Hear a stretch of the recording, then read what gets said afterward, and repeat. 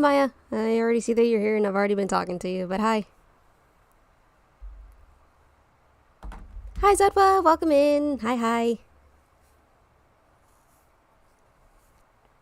As you can see, I have a whole new model. And it's finally debut time. I have no idea what I'm doing. But I do know the game that I'm going to be playing for today. Will I go through the whole thing? Maybe, maybe not. I don't know.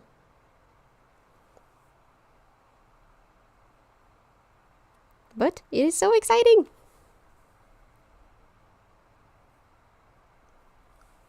Finally, after a whole year of being a VTuber, I am debuting. I know some people do wait longer to debut, but I decided to go for the whole yearly bit. Because I don't know how much longer that I'll be doing this VTubing thing anyway. So, yeah. Literally being a deity right now. Are you talking about me or you?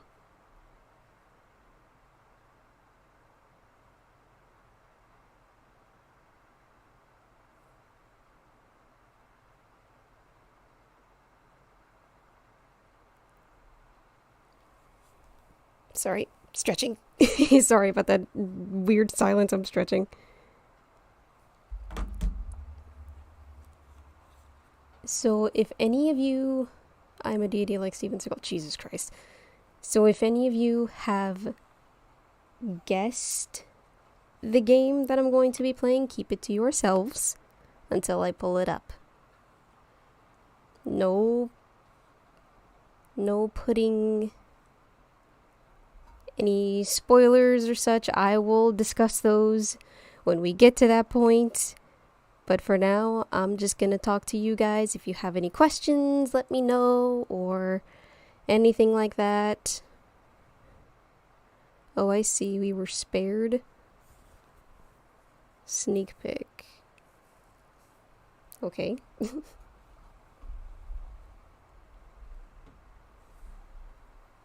Yeah, I'm not sure how much longer I will be VTubing. Because I want to keep doing this. Oh, what the fuck is on my phone? Oh, what the fuck is that? Is that cheese? Oh, ew. Hold on, I got cheese on my phone. Don't ask how, I just got cheese on my phone. Is that a scarf? No, it is not. It is not a scarf. It is more of a undershirt, if anything. What the fuck? Uh-oh. What did I do? Okay, fixing. Uh-oh. Oh dear.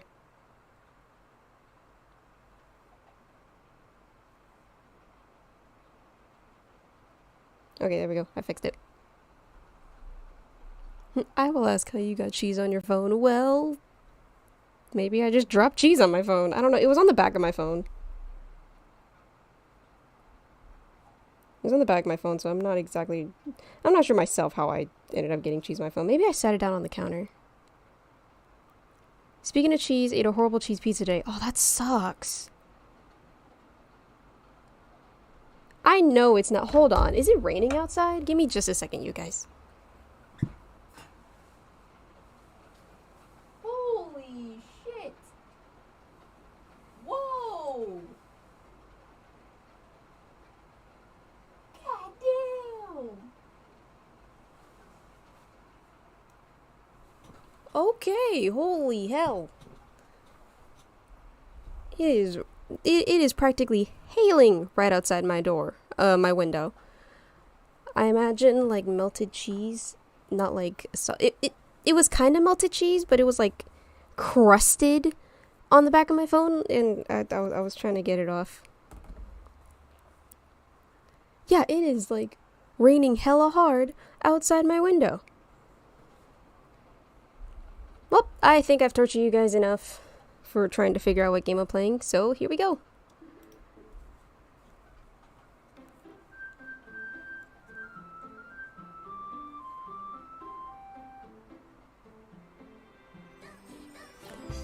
I'm playing Doki Doki Literature Club today.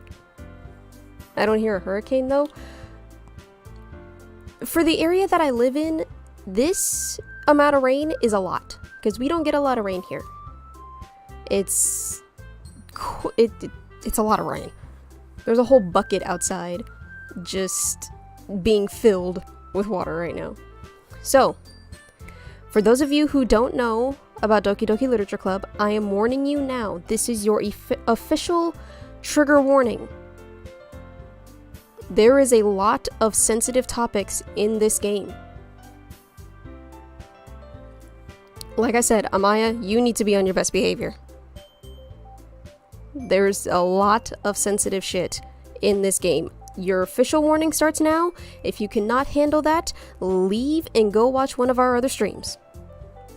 Or, if you want, I know exactly when the sensitive shit kind of starts, alright? So I will give you a warning again when we get to that point as well. Alright? All clear? That's clear? All good? Alright. My name is Tammie. Nope, Tammie. Are you giving me a trigger warning? No, I'm giving everybody a trigger warning. Like, this is like just an overall trigger warning. I'm telling you, Amaya, to be on your best behavior. That's what I'm telling. There's a way to auto this shit and whoops! Oh, there it is. There we go, auto.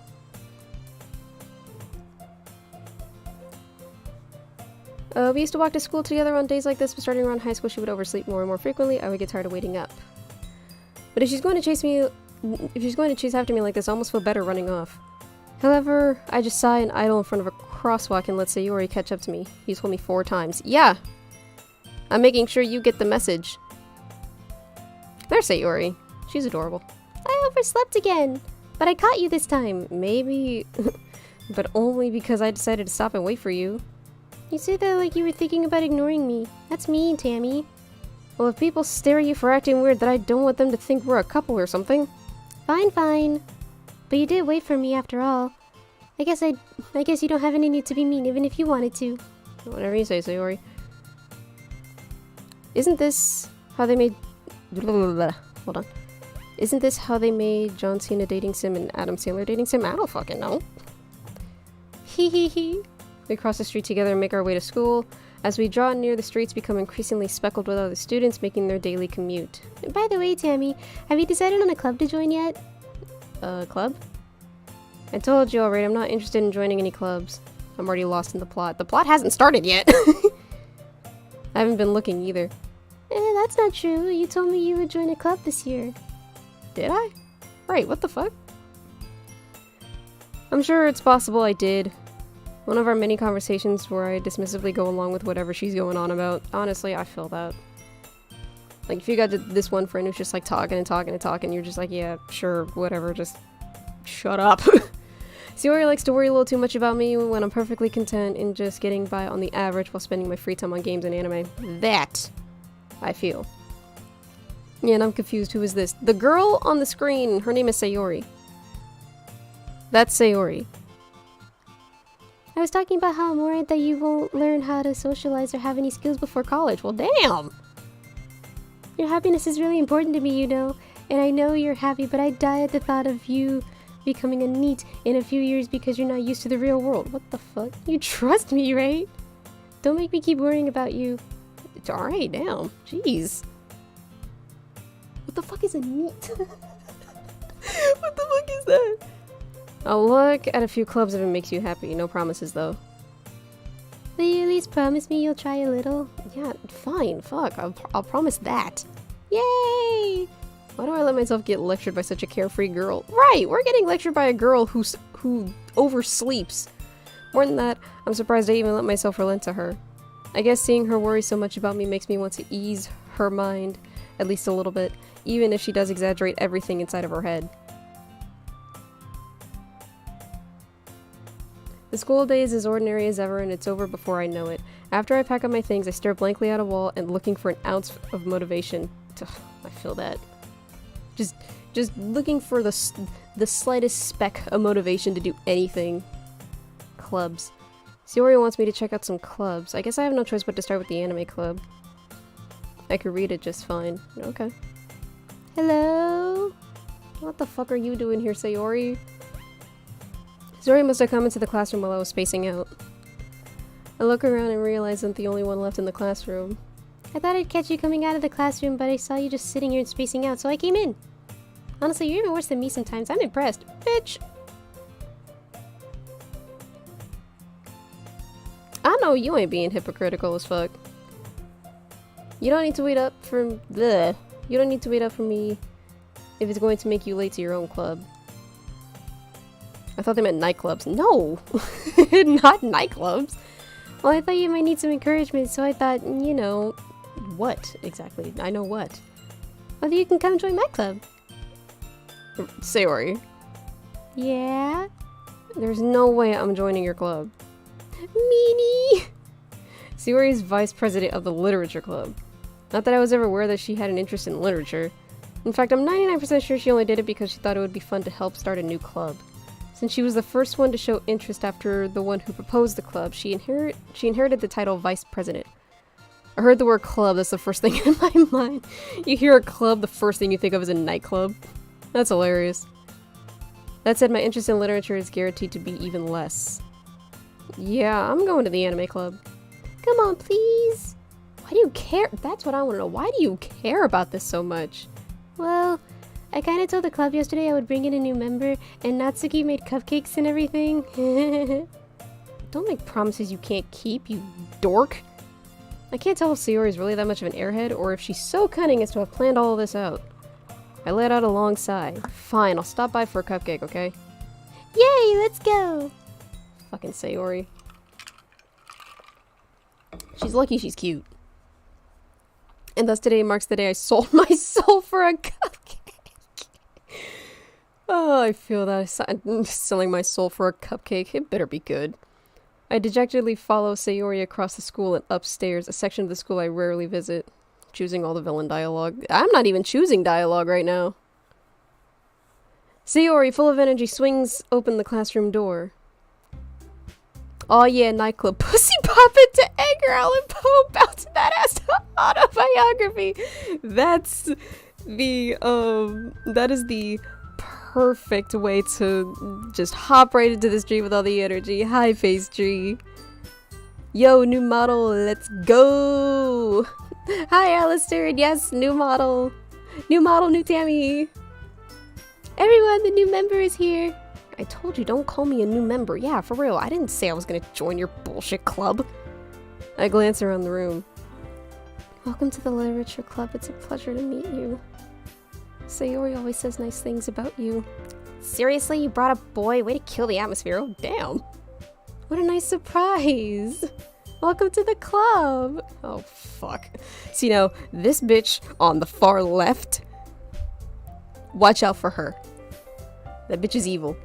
All the words escape me in this situation. This club is full of incredibly cute girls. Honorary member, lol. Oh, look, it's girl 1. Yep, girl 1, girl 2, and girl 3. What are you looking at? If you want to say something, say it. Sorry? Natsuki... The girl with the sour attitude, whose name is apparently Natsuki, is one I don't recognize. Hell yeah, all the energy looking cute, fox boy. I'm not cute, damn it. But thank you. Yeah, I already read this. Her small figure makes her look like a first year. Is she not a first year? She's the one who made the cupcakes, according to Sayori. You can just ignore her when she gets moody. Sayori says that quietly in my ear. Oh, she said it quietly. Whoops. Then turns back toward the other girls. Anyway, this is Natsuki, always full of energy. And this is Yuri, the smartest in the club. Don't say things like that. Yuri, who appears comparably more mature and timid, seems to have a hard time keeping up with people like Sayori and Natsuki, so yeah, she's introverted as hell. But why does she have the biggest rack out of all the girls here?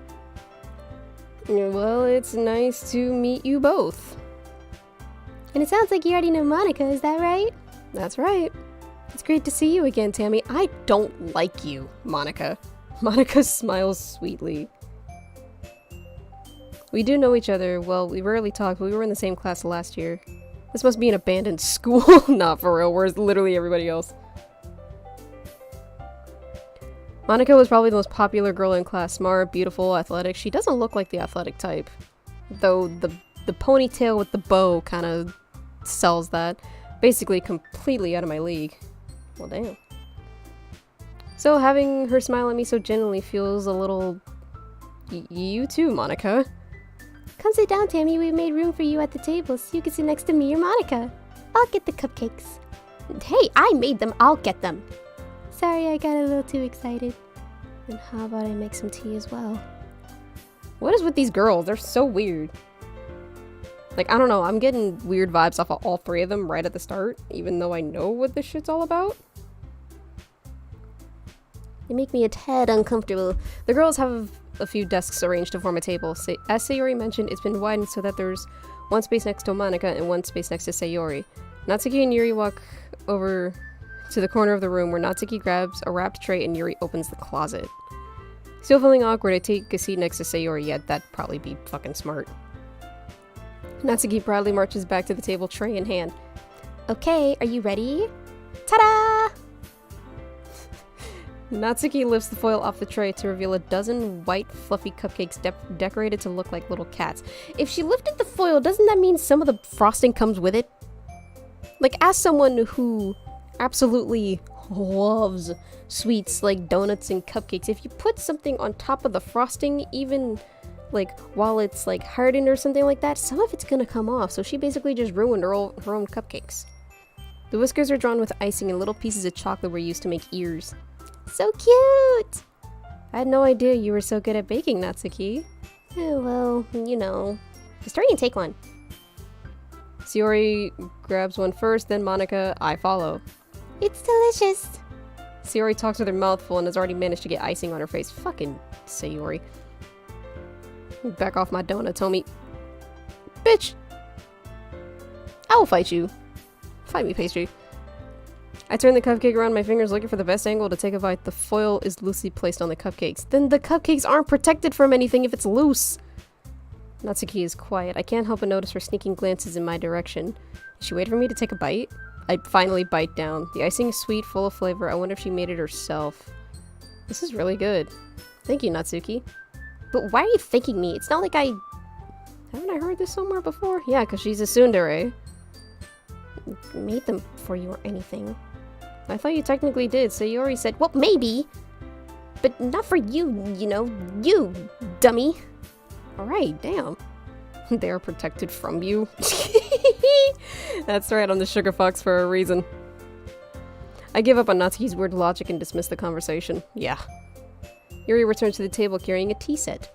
She carefully places a teacup in front of each of us before setting down the teapot next to the cupcake tray. I'm in the back of the club.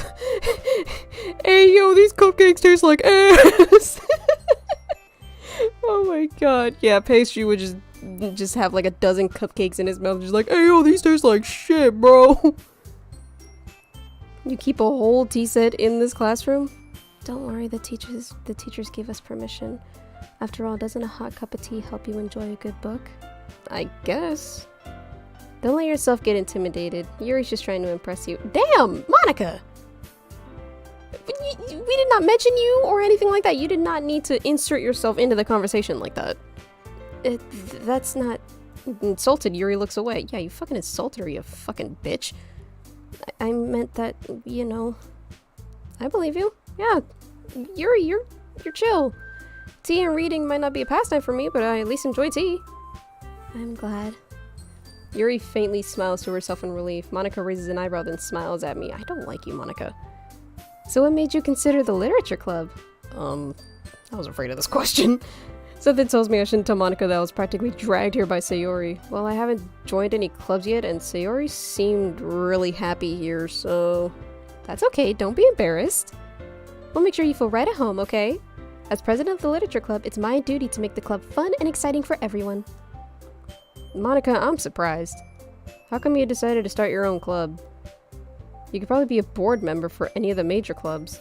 Weren't you a leader of the debate club last year? No, for real, like, why literature? Well, you know, To be honest, I can't stand all the politics around the major clubs. It feels like nothing but arguing about the budget and publicity and how to prepare for events. So many B words flying. Because Monica's a bitch! Monica is a bitch, and when I get further into this game, you will understand. I'd much rather take something I personally enjoy and make something special out of it. Literally, fucking VTubers. Streaming and video games are so special to us that we made something out of it. We are now fucking avatars on the internet streaming games for people around the world. Tell me I'm not wrong. Okay. And if it encourages others to get into literature, then I'm fulfilling that dream. Monica really is a great leader. Yuri also nods in agreement. Then I'm surprised there aren't more people in the club yet. Must be hard to start a new club. Coming through the window, ayo, this Monica tastes like ass! Pastry, what the fuck? Is that just your catchphrase for today? Blank tastes like ass? You could put it that way. Not many people are very interested in putting out all the effort to start something brand new. Especially when it's something that doesn't grab your attention, like literature. You have to work hard to convince people that you're both fun and worthwhile. Not for real, literature's low-key boring. But it makes school events like the festival that much more important. I'm confident that we can really grow this club before we graduate. Are we first year, second years? Like, what grade are we in? Right, everyone? Yeah! We'll do our best. You know it. Everyone enthusiastically agrees. Such different girls, all interested in the same goal. Monica must have worked really hard just to find these three. Well, not really Sayori. I imagine Sayori can be convinced to do literally anything, she's such an airhead. Maybe that's why they're all so delighted by the idea of a new member joining. Though I still don't really know if I can keep up with their level of enthusiasm about literature. Double A grade. Like eggs. Okay. So Tammie, what kind of things do you like to read? Well, considering how little I've read in the past few years, I don't really have a good way of answering that. Manga. I mutter quietly to myself, half joking. Natsuki's head suddenly perks up. It looks like she wants to say something, but she keeps quiet. Not much of a reader, I guess. That can change. Like, chill. Especially for you. Yuri's fucking cute. Holy shit. What am I saying? I spoke without thinking after seeing Yuri's sad smile. Anyway, what about you, Yuri? Well, let's see. Yuri traces the rim of her teacup with her finger. My favorites are usually novels that build deep and complex fantasy worlds. The level of creativity and craftsmanship behind them is amazing to me. And telling a good story in such a foreign world is equally impressive. Yuri goes on, clearly passionate about her reading. Well, that's good. She's adorable. She seems so reserved and timid since the moment I walked in, but it's obvious by the way her her eyes light up that she finds her comfort in the world of books, not people. But you know, I like a lot of things. Stories with deep psychological elements usually immerse me as well.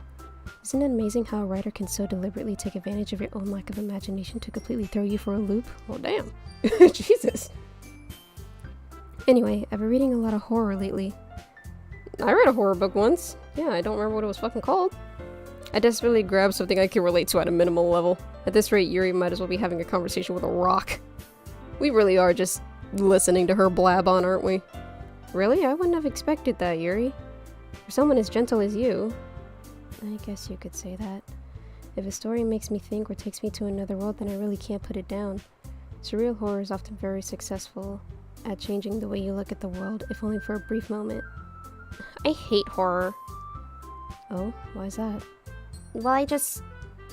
Natsuki's eyes dart over at me for a split second. What the fuck? Why are you looking at me? Never mind. That's right, you usually write about cute things, don't you, Natsuki? What? What gives you that idea? You left a piece of scrap paper behind at the last club meeting. It looked like you were working on a poem called... Don't say it out loud! And give me that back! Fine, fine. Hey, your poems, your cupcakes, everything you do is as cute as you are. Yuri settles up behind Natsuki, putting her hands on her shoulders. I'm not cute! No, you're a fucking gremlin. Natsuki, do you write your own poems? Well, I guess sometimes. Why do you care? I think that's impressive. Why don't you share them sometime? No! Natsuki averts her eyes. You wouldn't like them. Not a very confident writer yet? I know I'm not. I am not confident in my writing whatsoever. Okay. I understand how Natsuki feels. Sharing that level of writing takes more than just confidence. The truest form of writing is writing to oneself. You must be willing to open up to your readers, exposing your vulnerabilities and showing them even the deepest reaches of your heart. I don't think it's that deep, Yuri, but sure. Do you have writing experience too, Yuri? Maybe if you share some of your work, you can set an example and help Natsuki feel comfortable enough to share hers. Monica out here airing people's business. Damn, bitch, stay in your lane. Not for real. I guess it's the same for Yuri. Oh, I wanted to read everyone's poems. We all sit in silence for a moment. Okay, I have an idea, everyone. Huh? Natsuki and Yuri look quizzically at Monica. Let's all go home and write a poem of our own. The next time we meet, we'll all share them with each other. That way everyone is even. Yeah, let's do it. Plus, now that we have a new member, I think it will help us get a little more comfortable with each other and strengthen the bond of the club. Isn't that right, Tammie? All four of y'all are forgetting a very important idea or point here. Worst idea. Monica smiles warmly at me once again. Hold on, there's still a problem. Yeah. What's that? Now that we're back to the original topic of me joining the club, I bluntly come forth with what's been on my mind the entire time. I never said I would join this club, damn it. Sayori may have convinced me to stop by, but I never made a decision. I still have other clubs to look at, and, I lost my train of thought. Oh, y'all look so disappointed. All four girls stare back at me with dejected eyes. But, I'm sorry, I thought... Tammie, You all... I'm defenseless against these girls. Why, though? How am I supposed to make a clear-headed decision when it's like this? That is, if writing poem is a price to pay, what the fuck? If writing poems is the price I need to pay in order to spend every day with these beautiful girls... Right. Okay, I've decided then. I'll join the literature club. This is the worst idea. The protagonist should not be joining the literature club. Can we just walk away? One by one, the girl's eyes light up. Yes, I'm so happy! Sayori wraps her arms around me, jumping up and down. Bitch, get off of me! You really did scare me there for a moment. If you really came for the cupcakes, I would be super pissed. Monica, get your hair out of Natsuki's face. Then that makes it official. Welcome to the literature club. Thanks, I guess? Are you playing as a male or what? Yeah, the protagonist is a male. You don't get to choose that. Like, the protagonist is always a male, so... Okay, everyone. I think with that, we can officially end today's meeting on a good note. Everyone remember tonight's assignment. Write a poem to bring to the next meeting so we can all share. Monica looks over at me once more. Tammie, I look forward to seeing how you express yourself. Yeah, sure, what the fuck? Can I really impress the class star Monica with my mediocre writing skills? I already feel the anxiety swelling up inside me. Meanwhile, the girls continue to chit-chat as Yuri and Natsuki clean up their food. Hey Tammie, since we're already here, do you want to walk home together? That's right, Sayori and I never walk home together anymore because she always stayed after school for clubs. Sure, might as well. Yeah, at least we're somewhat comfortable with Sayori. Yay! Fucking weirdo. With that, the two of us depart the club room and make our way home. The whole way, my mind wanders back and forth between the four girls. Sayori, Natsuki, Yuri, and of course Monica. I don't like Monica. Will I really be happy spending every day after school in a literature club? Perhaps I'll have the chance to grow closer to one of these girls. If I'm picking any of them, it's gonna be Yuri. Alright, I just need to make the most of my circumstances, and I'm sure good fortune will find me. And I guess that starts with writing a poem tonight.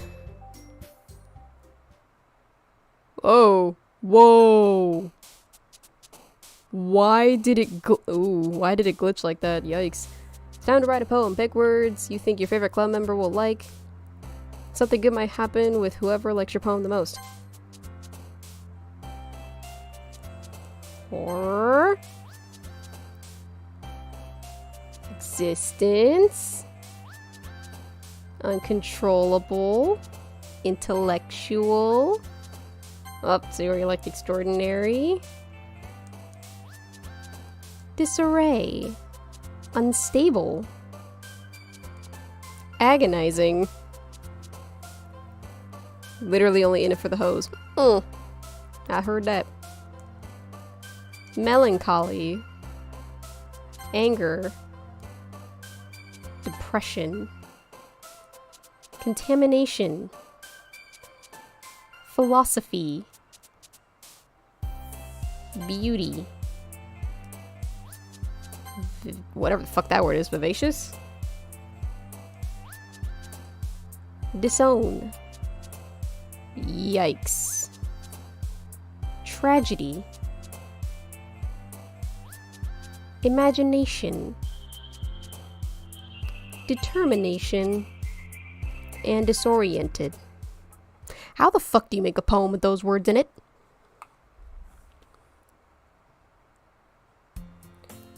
Hi again, Tammie. Oh, fuck you. Glad to see you didn't run away on us. Nah, don't worry. I'm literally only here for the bitches. And by bitches, I mean not you. This might be a bit strange for me, but at least I keep my word. Well, I'm back at the fucking literature club. I was the last one to come in, so everyone else is already hanging out. Thanks for keeping your promise, Tammie. I hope this isn't too overwhelming of a commitment for you, making you dive head first into literature when you're not accustomed to it. Oh, come on, like he deserves any slack. Sayori told me you didn't even want to join any clubs this year. And last year, too. I don't know if you plan to just come here and hang out or what, but if you don't take this seriously, then you won't see the end of it. Natsuki, you certainly have a big mouth for someone who keeps her manga collection in the club room. Well, damn. Damn! Monica! Really? And the poem is just gonna be nouns and adjectives. No, seriously, with all the words that we picked, how do we make a poem out of that? Natsuki finds herself stuck between saying Monica and manga. Manga is literature. Soulfully defeated, Natsuki plops back into her seat. Don't worry, guys. Tammie always gives his best as long as he's having fun. He helps me with busy work without me even asking, like cooking, cleaning my room. How dependable. Sayori, that's because your room is so messy it's distracting. And you almost set your house on fire once. Whoa. What? Is that so? You two really are good friends, aren't you? I might be a little jealous. How come? You and Tammie can become good friends too. Sayori. Fucking. As usual, Sayori seems oblivious to the weird situation she put me into. Oh! Yuri even brought you something special today, you know. Wait, Sayori. Me? As in, like, me, Tammie? Not really. Don't be shy. It's really nothing. Okay, Yuri, spit it out. What is it? Never mind. Sayori made it sound like a big deal when it's really not. What do I do? I'm sorry, Yuri. I wasn't thinking. I guess it means it's up to me to rescue the situation. Yay. Hey, don't worry about it. First of all, I wasn't expecting anything in the first place, so any nice gesture from you is a pleasant surprise. It'll make me happy no matter what. You slick bastard. Is that so? I won't make a big deal if you don't want it to be. Alright. Well, here. Yuri reaches into her bag and pulls out a book. She brought us a book to read. I didn't want you to feel left out, so I picked out a book I thought you might enjoy. It's a short read, so it should keep your attention even if you usually don't read. Are you calling me stupid? This bitch is calling me stupid. And we could, you know, discuss it if you want. How is this girl accidentally being so cute? She is fucking adorable. She even picked out a book she thinks I'll like despite me not reading much. Yuri, thank you. I'll definitely read this. I enthusiastically take the book. Phew. Well, you can read it at your own pace. I look forward to hearing what you think. Now that everyone's settled in, I expected Monica to kick off some scheduled activities for the club, but that doesn't seem to be the case. Sayori and Monica are having a cheery conversation in the corner. Yuri's face is already buried in a book. I can't help but notice her intense expression like she was waiting for this chance. Meanwhile, Natsuki is rummaging around in the closet. The fuck is she doing in the closet? I'm really curious to talk to Yuri a little bit more, but at the same time I would feel bad for distracting her from reading. I catch a glimpse of the cover of her book. It looks like the same book she lent me. More than that, she seems to be on the first few pages. Shit. I think she noticed me looking at her. She sneaks another glance at me and our eyes meet for a split second. But that only makes her hide her face deeper in her book. Sorry. I was spacing out. I muttered this, sensing I've made her uncomfortable. I think we did make her uncomfortable because she's not saying anything. Oh, it's fine. If I was focused, then I probably wouldn't have noticed in the first place. But I'm just rereading a bit of this, so... That's the book you gave me, right? Mm-hmm. I wanted to reread some of it. Not for any particular reason. Just curious, how come you have 2 copies of the same book? Well, when I stopped at the bookstore yesterday... That's not what I meant. I mean, I just happened to buy 2 of them. Oh, okay. That's cool. There's something fairly obvious here that Yuri isn't telling me, but I decided to let it go. I'll definitely start reading it soon. I'm glad to hear. Once it starts to pick up, you might have a hard time putting it down. It's very engaging. It's a very engaging and reliable story. Relatable! The word was relatable, Tammie. Jesus. Is that so? What's it about anyway? Well... Yuri closes the book and scans her eyes over the back. The book is titled Portrait of Markov? What the fuck is that? Is that a real book? There's an ominous-looking eye symbol on the front cover. Okay. Alright. I just wanted to make sure I don't accidentally give anything away. Basically, it's about this girl in high school who moves in with her long-lost younger sister. But as soon as she does, her life gets really strange. She gets targeted by these people who escape from a human experiment prison. And while her life is in danger, she needs to desperately choose who to trust. And no matter what she does, she ends up destroying most of her relationships, and her life starts to fall apart. That's kind of dark, isn't it? Yeah. Yuri made it sound like it was going to be a nice story, so that dark turn came out of fucking nowhere. Yuri gently giggles all of a sudden.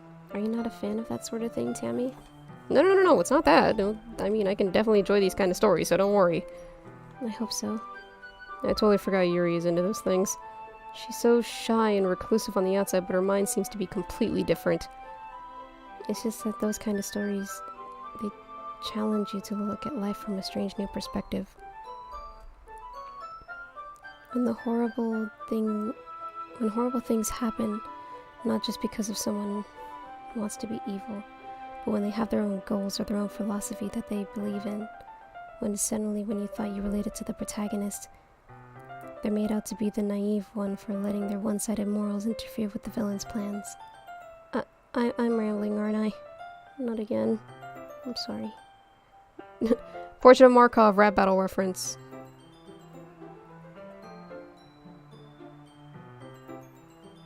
Oh my god, it's hilarious. I get it. Lights a flat like the Doki Doki in your heart stop. In the corner you'll be another portrait of Markov. Oh my god! Thank you, Pastry. Holy shit. I love that. Hey, don't apologize. I haven't lost interest or anything. Well, I guess it's alright then.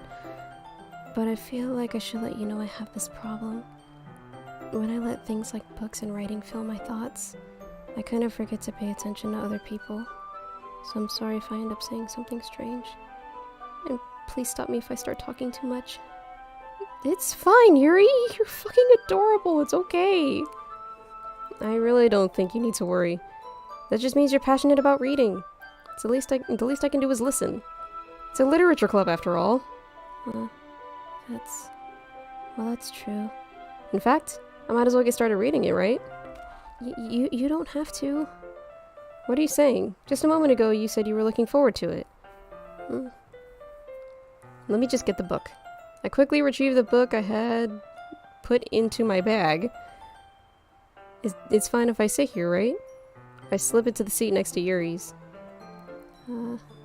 Yeah? Are you sure? You seem a little apprehensive. I'm sorry. Who the fuck is texting me?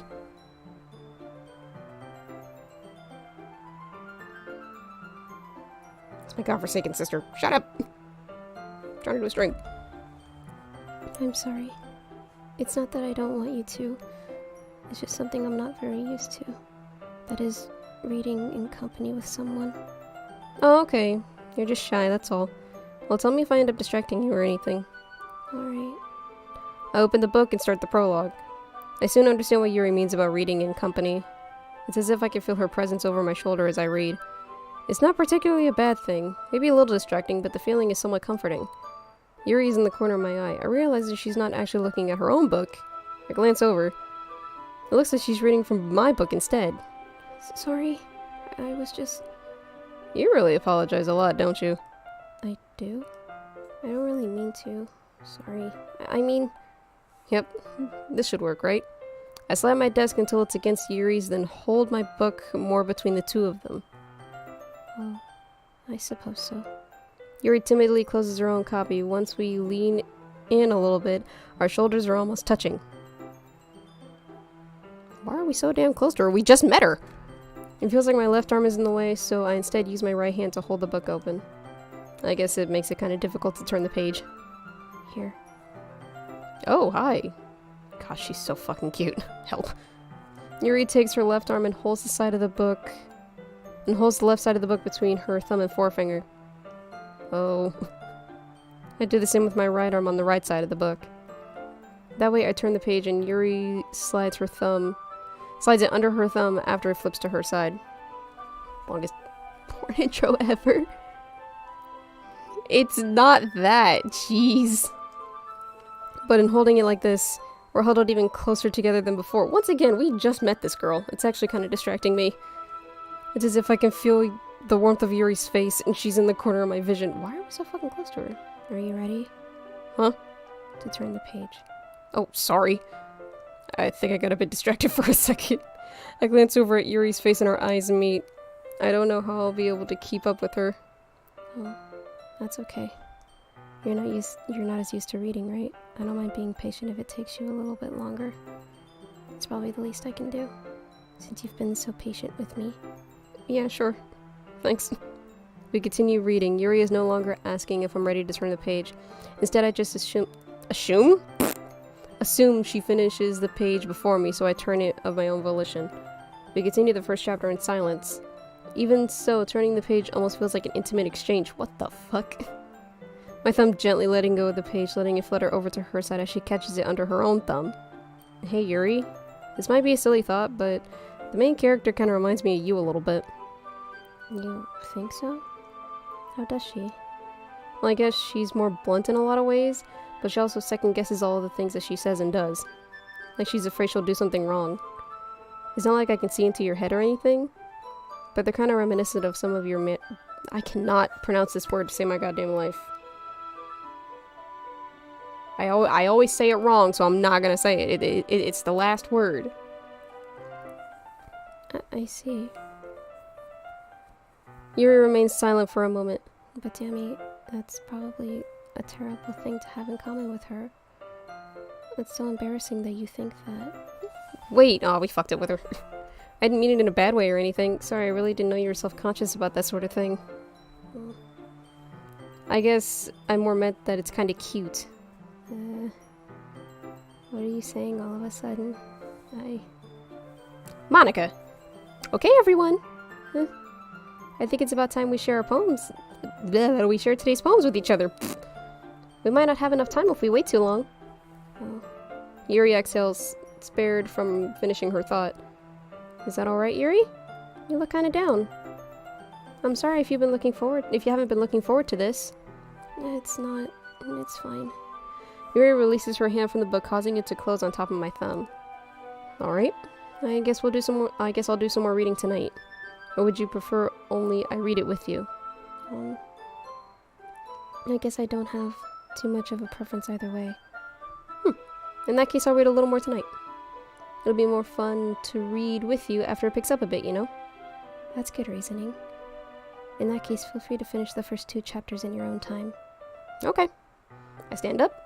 I make a mental note of where I left off in the book, then slip it back into my bag. By the way, did you remember to write a poem last night? Yeah, you fucking told me to. My relaxation ends. I can't believe I agreed to do something so embarrassing.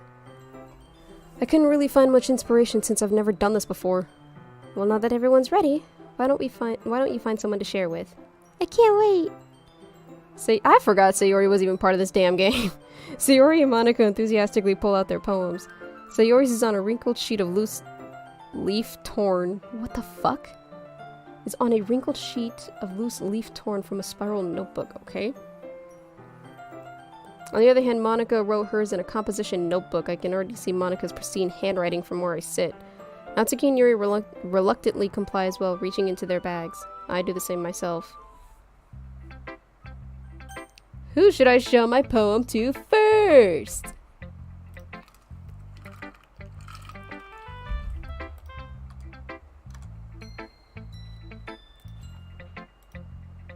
Jesus Christ, I really don't know who I should show it to first.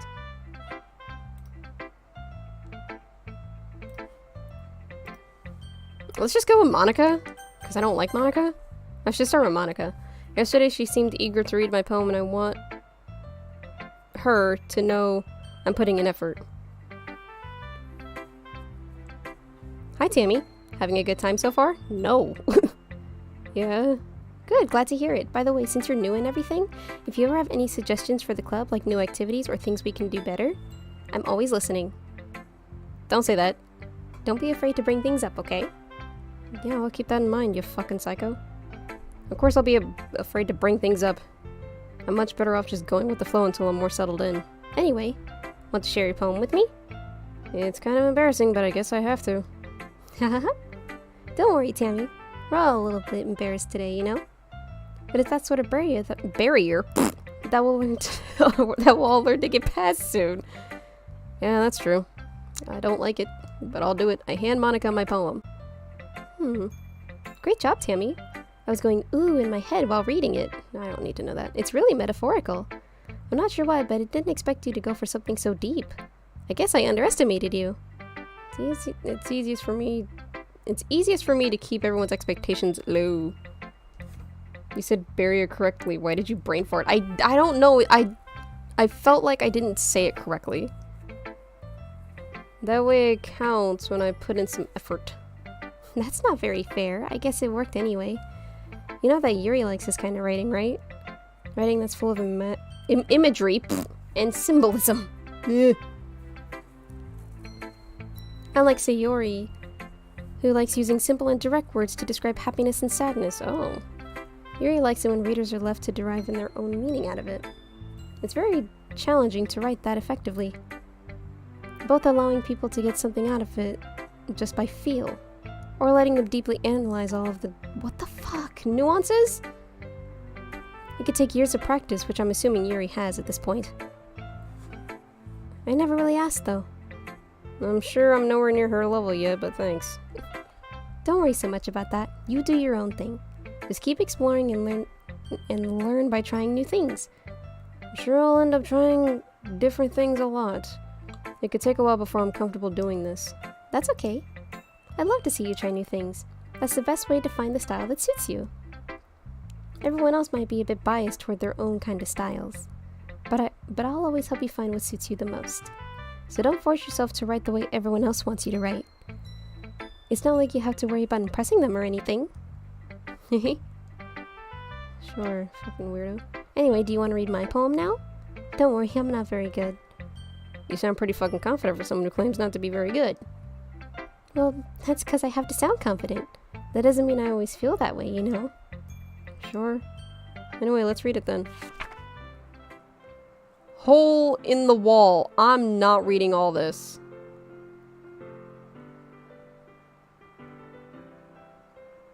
I'm not reading all this, so just go ahead and absorb that in.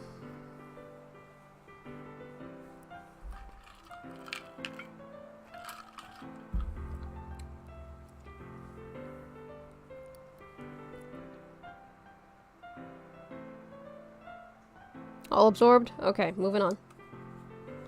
So what do you think? It's very freeform, if that's what you call it. Sorry, I'm not really the right person to ask for feedback. It's okay. Yeah, that kind of style has gotten pretty popular nowadays. That is, a lot of poems have been putting emphasis on the timing between words and lines. Take a screenshot and consume this. Yeah, go for it. Ooh. That's delicious. When performed out loud, it can be really powerful. Was that the inspiration behind this one? Well, I'm not sure if I know how to put it.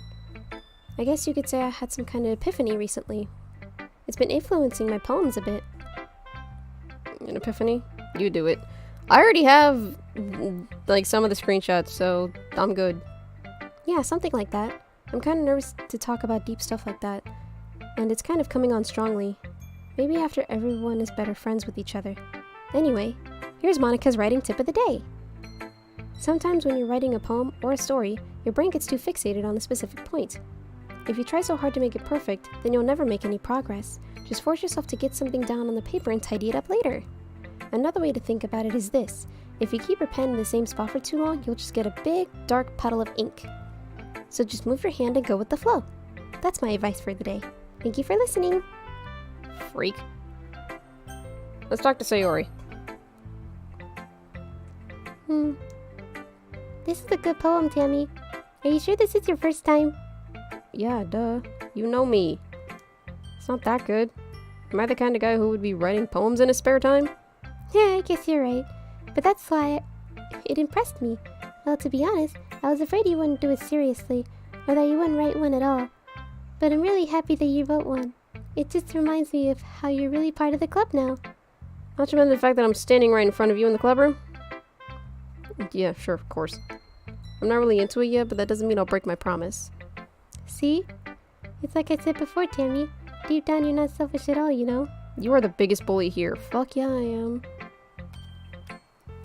But apparently my character isn't. Trying new things like this for other people. That's something that only really good people do. Thanks. I'm not sure if Sayori sees the full picture of my motives here. Then again, I can't deny she's part of the reason I joined. Knowing how much this means to her and all. Yeah. Now we're gonna make sure you have lots of fun here, okay? That'll be my way of thanking you. Yeah, I'm gonna hold you to that, because if I'm not having fun, there's gonna be a problem. Yay! Now you'll read my poem too, right? Don't worry, I'm really bad at this. Yeah, we'll see about that. Jesus Christ. Well, this one's a little shorter, so the way you glow... What the fuck? The way you glow through my blinds in the morning, it makes me feel like you missed me, kissing my forehead to help me out of bed. Making me rub the sleepy from my eyes. Are you asking me to come out and play? Are you trusting me to wish away a rainy day?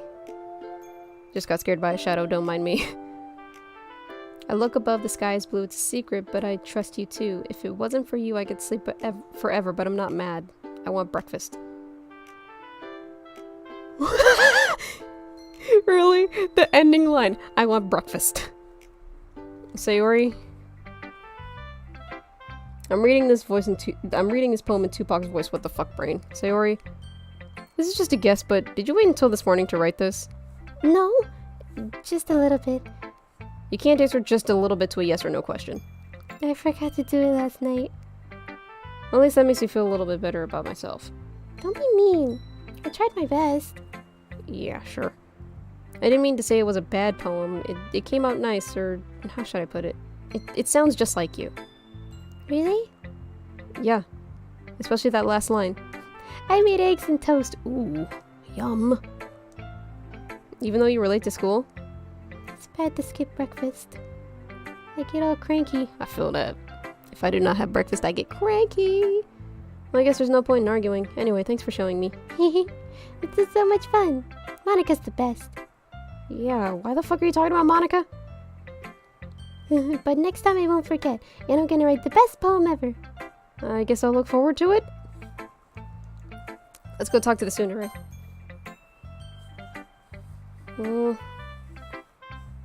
Tammie, if you're not gonna take this club seriously, then go home. What? Harsh?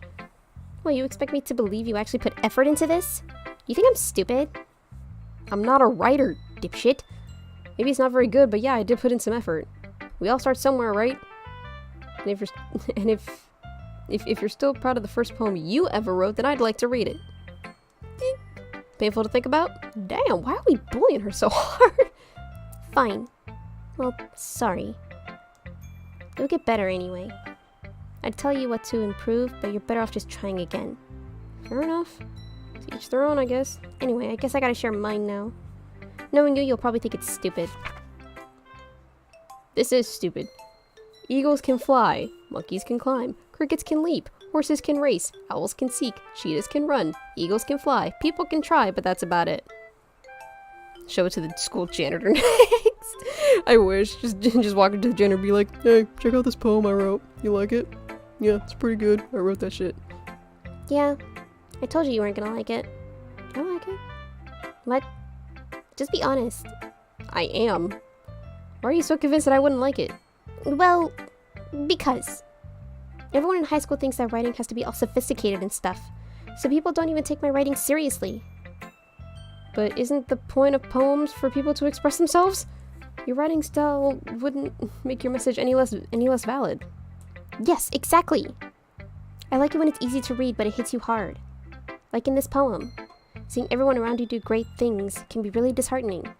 So I decided to write about it. I understand. Don't trip.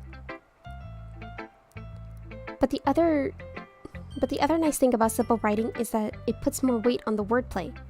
Like I set up for a rhyme at the end, but then made it fall flat on purpose. It helps bring out the feeling in the last line. So you did. I guess more went into it than I realized. That's what it means to be a pro. I'm glad you learned something. Didn't expect that from the youngest one here, did you? Guess not. I decided to humor her with that last comment. I don't really care how old everyone is, but if Natsuki's feeling proud, then I won't take that away from her. And last but certainly not least, Yuri. Oh. As Yuri reads the poem, I notice her eyes lighten. Exceptional. What was that? Oh. Did I say that out loud? Yuri covers her mouth, but then ends up covering her whole face. She's so fucking cute. He's gonna hate me. You really didn't do anything wrong, Yuri. Huh? That's... I guess you're right. What am I getting so nervous for? Yuri takes a breath. So, what kind of writing experience do you have? Your use of imagery and metaphors indicates you've written a lot of poetry before. Really? That's a huge compliment coming from you. It's actually my first time. Huh? Yuri stares at me blankly, then looks at my poem again. Well, I know that. I just meant, Yuri trails off, unable to find an excuse. She traces her finger along the words in the poem, as if breaking it down more thoroughly. Yeah. Okay. This is the reason I was able to tell. It's just that there are specific writing habits that are usually typical of new writers. How come you can't stand Yuri? Why? Why, Amaya? How come you can't stand Yuri? And having been through that myself, I kind of learned to pick up on them. I think the most noticeable thing I recognize in new writers is that they try to make their style very deliberately. In other words, they tend to pick a writing style separate from the topic matter, and they form-fit the two together. The end result is that both the style and the expressiveness are weakened. Once Yuri finds her train of thought, it's as if her demeanor totally changes. Her stammering is completely gone, she sounds like an expert. Of course, that's not something you can be blamed for. There are many different skills and techniques that go into writing even a simple poem. Not just finding them and building them, but getting them to work together is probably the most challenging part. It might take you some time, but it all comes with practice by learning by example and trying new things. I also hope that everyone else in the club gives you valuable feedback. She's like a domestic abuse victim, dude. What? No. No, she's not. Natsuki can be a bit biased, though. How? Well, never mind. I shouldn't be talking about people like that. Sorry. That's fine. And I'm sure if Yuri is apologizing to herself, to me, or to Natsuki. Do you mind if I read your poem now? Please do. I love to share my process behind it. Yuri smiles dreamily, okay, as if that's a rare opportunity for her. Which itself is kind of funny. After all, isn't this supposed to be a literature club? That's what I'm getting? That's fine. Ghost under the light, the tendrils of my hair illuminate beneath the amber glow, bathing. It must be this one, the last remaining street light to have withstood the test of time. The last yet to be replaced by the sickening blue-green hue of the future. I bathe, calm, breathing air of the present, but living in the past. The light flickers, I flicker back. She has a nice handwriting. I'm sorry I have such terrible handwriting. What the fuck? I just said you have nice handwriting. What? I wasn't thinking that at all. But it took you a long time to read. I just don't read script very often. I actually think your handwriting is pretty. Thank you! That's what I'm saying. Eh? That's a relief. Also, I like the poem. Even though it's short, it was really descriptive. It wasn't too short? I usually write longer poems. Not at all. I'm really glad you liked it. I'll be honest, since our first time sharing, I wanted to write something a little more mild. Something easy to digest, I suppose. Are you into ghosts, Yuri? Actually, the story isn't about a ghost at all, Tammie. Really? It's literally titled Ghost Under the Light. I must have totally missed the point. I want breakfast. Yeah. Now every poem has to end with I want breakfast. I must have totally missed the point. Well, I suppose you did only glance over it after all. But remember that poets often express their thoughts, feelings, and experiences in their work. They usually do more than tell a simple story or paint a picture. In this case, perhaps the subject of the poem is only being symbolically compared to a ghost. Lingering in her last remaining place of comfort, unable to let go of the past. And soon to be left with nothing. That's a lot more solemn putting it that way, goddamn. I hadn't even thought of that. That's impressive. Huh? It's nothing really. Yours was impressive too, so... Nah. If anything, I could probably learn a thing or two from you. You think so? Yeah, of course. Well, you know, I was really nervous about doing all this, but in the end I enjoyed it. I'm going to keep doing my best for you, Tammie. Oh, me too.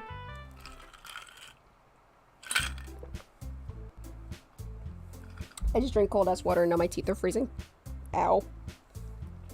Phew. I guess that's everyone. I glanced around the room. That was a little more stressful than I anticipated. It's as if everyone is judging me for my mediocre writing abilities. Even if they're just being nice, there's no way my poems can stand up to theirs. This is a literature club after all. I sigh. I guess that's what I ended up getting myself into. Across the room, Sayori and Monica are happily chatting. My eyes land on Yuri and Natsuki. They gingerly exchange sheets of paper, sharing their respective poems. As they read in tandem, I watch each of their expressions change. That's what you deserve for having ice water. Ice water is delicious, and you will never change my mind about that, so nah. Natsuki's eyes furrow in frustration. Meanwhile, Yuri smiles sadly. What's with this language? Huh? Did you say something? Oh, it's nothing. Natsuki dismissively returns the poem to the desk with one hand. I guess you could say it's fancy. Thanks. Yours is cute. Cute? Did you completely miss the symbolism or something? It's clearly about the feeling of giving up. How can that be cute? I know that. I just meant the language, I guess. I was trying to say something nice. Huh? You mean you have to try that hard to come up with something nice to say? Thanks, but it didn't really come out nice at all. Well, I do have a couple of suggestions. If I was looking for suggestions, I would have asked someone who actually liked it. Which people did, by the way. Sayori liked it, and Tammie did too. So based on that, I'll gladly give you some suggestions of my own. First of all... Excuse me. I appreciate the offer, but I've spent a long time establishing my writing style. I don't expect to change it anytime soon, unless of course I come across something particularly inspiring. Which I haven't yet. And Tammie liked my poem too, you know. He even told me he was impressed by it. Natsuki suddenly stands up. Oh, I didn't realize you were so invested in trying to impress our new member, Yuri. That's not what I... you're just... Yuri stands up as well. Maybe you're just jealous that Tammie appreciates my advice more than he appreciated yours. Huh? And how do you know he didn't appreciate my advice more? Are you that full of yourself? No. If I was full of myself, I wouldn't deliberately go out of my way making everything I do overly cutesy. We're starting to argue. Holy shit. Is everyone okay? Well, you know what? At least I wasn't At least I wasn't the one whose boobs grew magically grew a size bigger as soon as Tammie started showing up. Natsuki, that's a little. This doesn't involve you. Jesus. I don't like fighting, guys. Suddenly, both girls turned towards me as if they noticed I was standing there. Tammie, she's just trying to make me look bad. That's not true. She started it. If she could get over herself and learn to appreciate that simple writing is more effective, then this wouldn't have happened in the first place. What's the point of making your... What is the point of making your poems all convoluted for no reason? The meaning should jump out at the reader, not force them to have to figure it out. Help me explain that to her, Tammie. They did flatten themselves, though. Wait, there's a reason we have so many deep and expressive words in our language. There's only one way to convey complex feelings, and meaning them most effectively. Avoiding them is not only unnecessarily limiting yourself, it's also a waste.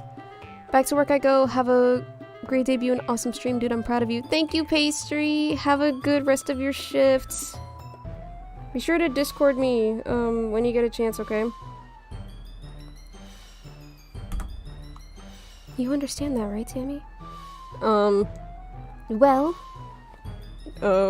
How did I get dragged into this in the first place? It's not like I know anything about writing, but whoever I agree with, they'll probably think more highly of me. Of course it's gonna be, Fuck.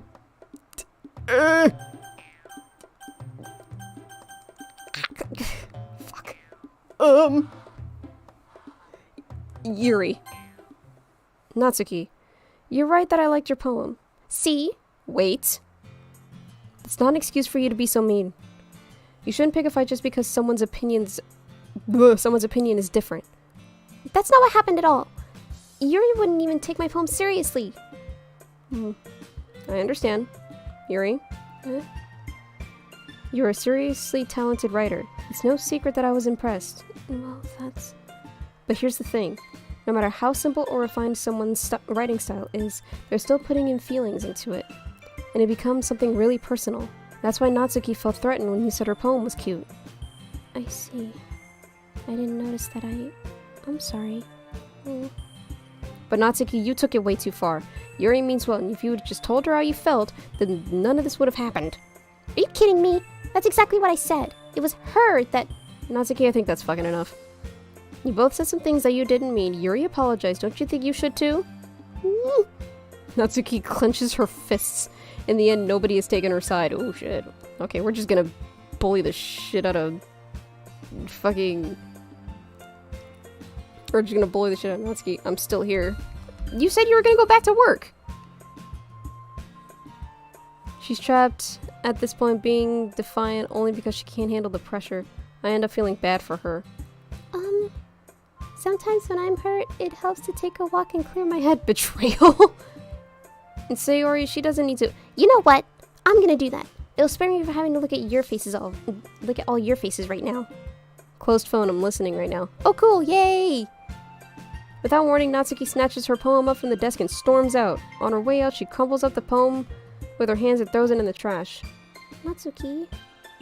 She didn't really need to do that. I look across the room. Yuri has her chin buried in her hands while she stares down at her desk. I gingerly approach her and sit in an adjacent chair. Sigh. Everything alright? I'm so embarrassed. I can't believe I acted like that. You probably hate me now. No, Yuri! How could anyone not have gotten frustrated after being treated like that? You handled it as well as anyone could. I don't think any less of you. Oh, alright, I believe you. Thanks, Tammie. You're too kind. I'm thankful to have you as a part of this club now. It's nothing, trust me. One more thing. That one thing that Natsuki said about, you know, I would never do anything so shameful. So... What thing did Natsuki say? Well, never mind that. I'm going to make some tea. Good idea. Make enough for more than one person, okay? Yeah. Seriously, Jesus Christ. Okay, everyone. It's just about time for us to leave. How do you all feel about sharing poems? It was a lot of fun. Well, I'd say it was worth it.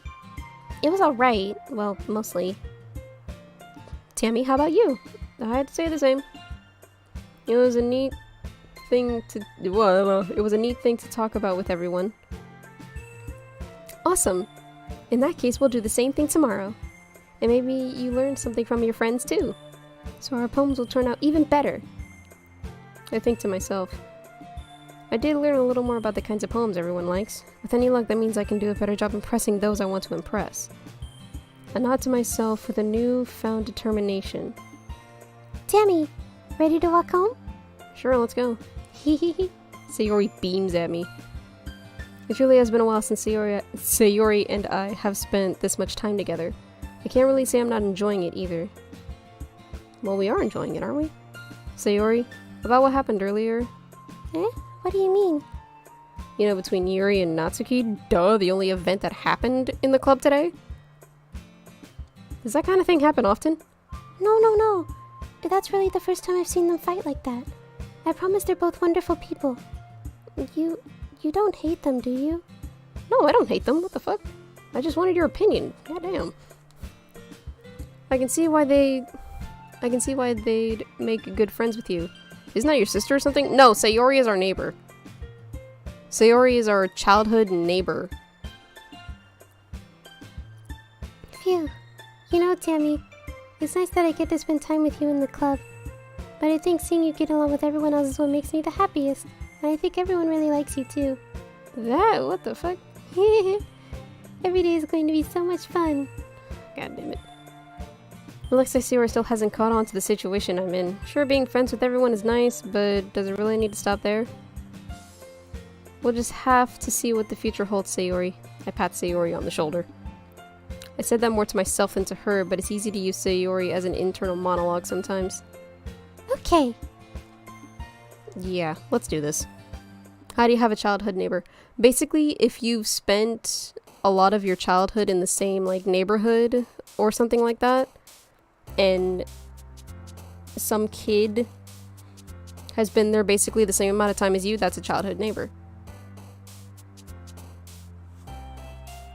Okay, let's go with extraordinary, intellectual, aura, frightening, determination, massacre, anime, entropy, defeat, breathe, vitality. All of these suck. Passion, anxiety, agonizing, nature, incapable. Actually, no, I actually have childhood neighbors. I had moved out of my childhood home back in 2019. Basically leaving all of my childhood neighbors behind. There was one little girl who lived right across the street from me and we've been neighbors since I was a kid. That's my childhood neighbor. It's not a made-up thing.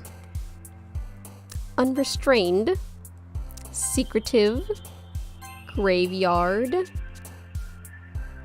and giggle. Determination. The fuck is this You spelled Undertale wrong. Also, you're supposed to be working. Another day passes and it's time for the club meeting already. I've gotten a little more comfortable here over the past couple days. Entering the club room, the usual scene greets me. Hi, Tammie. What's up, Sayori? Looks like you're in a good mood today.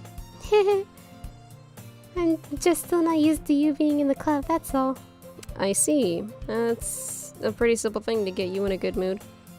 But I guess it's always the simple things with you anyway. Speaking of which, I'm kinda hungry. Will you come with me to buy a snack? No thanks. Huh? That's not like you at all. I have my reasons. Why don't we take a look at your purse, Sayori? Why that, all of a sudden? No reason, really. I just wanted to look at it. Sayori nervously retrieves her coin purse. She fumbles with the latch and gets it open. Then turns it upside down and lets its contents spill onto the desk. Only 2 small coins fell out. She's broke. I just took a box to the nuts. Are you okay, Pastry? Oh my god. I knew it. I could see right through you, Sayori. That's not fair. How did you even know? It's simple. If you had enough money in the first place, you would have bought a snack before coming to the club room. So it's either you're hungry and want an excuse to take a walk, or you plan to conveniently forget that you spent all your money so that I would lend you some. But there's one more thing. You're always hungry! And that only leaves the one option. I give up. Don't make me feel guilty. If you feel guilty, that means you deserve to feel guilty. Yuri suddenly giggles. Eh? I didn't notice that she was listening in. Her face is still in her book as always. I wasn't listening or anything. It was just something in my book. Yuri, tell Tammie to lend me some money. Don't get me involved like that, Sayori. Besides, you should only buy what you can responsibly afford. And frankly, after pulling a mischievous little stunt like that, your suffering is fair enough retribution. I'm good. What a time for the word coin purse to pop up since I just damaged my own. What a philosophy. Did I just... I didn't mean that. I got too absorbed into my book. Oh. I really like it when you speak your mind, Yuri. It doesn't happen much, but it's a fun side of you. There's no way you could think that. You're right, though. I did something bad and now I have to accept the revolution. Retribution. That! Still, coming from you, Sayori, I guess there's a little devil inside all of us, isn't there? That's a little ominous. Don't let her fool you. Sayori knows exactly what she's doing. After all, she told you guys she was bringing me to the club before she even told me. But you wouldn't have come if it weren't for the cupcakes. So I had to trick Natsuki into making them. Give me more credit than that, Sayori. I don't know where something smacks Sayori in the face and tumbles to the desk. Pop! Yeah! Ow! What was... Huh? A cookie! Look at her eyes when she's looking at this fucking cookie. Sure enough, it's a giant cookie wrapped in plastic. Sayori glances around. Is this a miracle? Is it because I paid my restitution? Retribution. Actually, that one almost worked. Ha ha ha ha. I was just going to give it to you, but then I heard you blab about the cupcakes. It was totally worth seeing your reaction though. Haha. Natsuki, that's so nice of you. I'm so happy. Sayori hugs the cookie. Jeez, just fucking eat it. Sayori rapidly tears open the wrapper and takes a big bite. So good. Sayori suddenly claps her hands over her mouth. I bit my tongue. You're going through a lot over just one cookie. Natsuki takes a bite of her own cookie. Yours looks really good too, Natsuki. Can I try it? Jeez. Beggars can't be choosers. But yours is chocolate. Yeah, why do you think I gave you that one? Fine. Still, I'm really happy that you shared this one with me. Sayori gets out of her seat, goes behind Natsuki, then wraps her arms around her. Jeez. I get it. Cookie still in hand, Natsuki reaches up to nudge Sayori off of her. Oh, don't you sneaky bitch. Sayori suddenly leans down and takes a bite out of Natsuki's cookie. Hey! Did you seriously just do that? Mouthful of Sayori trots away to safety. Yuri and I laugh as well. Jeez, you're such a kid sometimes. Monica, can you tell Sayori... Huh? Natsuki glances around. Monica isn't in the club room. Yeah, where the fuck is Monica? We'll do everything but eat it. Hugs the cookie, caresses the cookie, fucks the cookie, eat the damn thing! No, for real. Like Sayori, you say you're hungry, eat the fucking cookie. Ugh. Where's Monica anyway? Good question. Have any of you heard from her about her being late today? Not me. I haven't heard anything either. That's a bit unusual. I hope she's okay. Of course she's okay. She probably just had something to do today. She's pretty popular after all. You don't think she has a... I wouldn't be surprised. She's probably more desirable than all of us combined. Damn! You just ain't got no confidence in yourself, do you, Yuri? Oh my god. Yeah, that's true. Excuse me? Suddenly the door swings open. Sorry, I'm super sorry. There you are. I didn't mean to be late. I hope you guys weren't worried or anything. Eh? Monica chose the club over her own boyfriend after all. You're so strong-willed. Boyfriend? What on earth are you talking about? Monica quizzically glances at me. Never mind that. What held you up anyway? Oh, well, my last period was at study hall. To be honest, I kind of lost track of time. That makes no sense, though. Wouldn't you have heard the bell ring at least? I must not have heard it since I was practicing piano. Piano? I wasn't aware you played music as well, Monica. Well, I don't really. I kind of just started recently. I have always wanted to learn piano. That's so cool. You should play something for us, Monica. That's... Monica looks at me. Maybe once I get a little bit better, I will. Cough, cough. Monica was pulling a king candy. Not for real. Yay! That sounds cool. I'd also look forward to it. Is that so? In that case, I won't let you down, Tammie. Monica smiles sweetly. She just shoves everybody out of the way. Just like, look at me! I didn't mean any pressure or anything like that. Don't worry, I've been practicing a whole lot recently. And I'd really love the chance to share once I'm ready. Sure, fucking weirdo. In that case, best of luck. Thanks! So, I didn't miss anything, did I? Not really. I choose to leave Sayori's mischievous escapade. I'm sure Natsuki will end up complaining it to her anyway. I look down. It looks like everyone has already settled down. Sayori somehow finished her entire cookie, Yuri is back to her book, and Natsuki disappeared into the closet. Again. Who are we hanging out with? Yuri! Yay! I love hanging out with Yuri. I love her so much. I suddenly noticed that Yuri is reading a different book from the one we've been reading together. Sorry, I didn't mean to interrupt. No. I was kind of just waiting for you. I see. If that's the case, why don't we go ahead and get started? Yes, let's. Actually, I have a request. Do you mind if I make some tea first? Not at all. Go for it. Thanks very much. If there's one thing that can make my reading time here any better, it's a nice cup of tea. Not to mention for yourself as well. Yuri stands up and makes her way to the closet. Hold on, I gotta burp. Oof. I follow and watch as she retrieves a small water pitcher from the shelf, the kind with a filter inside. Can you hold this for a second? Sure. Yuri hands me the water pitcher and also fetches an electric kettle. I'm going to plug this in at the teacher's desk, then we'll go get some water. She walks past me and sets the kettle down on the teacher's desk. I simply watch her movements. To my surprise, the way she moves really contrasts her speaking another word that I don't know how to fucking pronounce. Especially because of her long legs, Yuri appears elegant and methodical. Okay, may I have the water pitcher? I'm so tired, then go to bed. Go to sleep. Thanks, I'll be right back. I might as well walk with you. Yeah, why not? Shall we go then? Yeah. Where are you two off to? Huh? Yuri was gonna make some tea, so... I suddenly realized how weird it sounds explaining this to Monica. We're just filling up the water pitcher. Okay. Sorry, I was just a bit curious.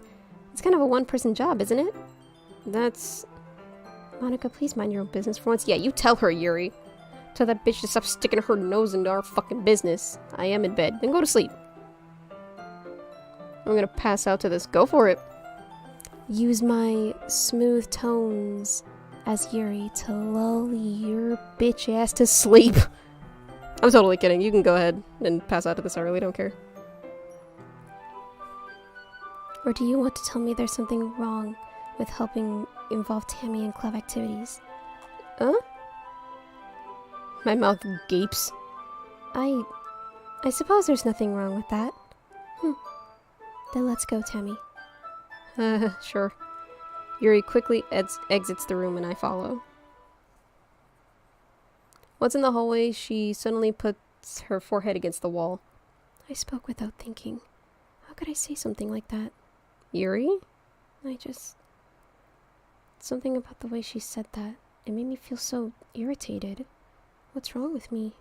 No, Yuri, I think you did the right thing. I wasn't expecting it, but it's also not right for Monica to judge people like that.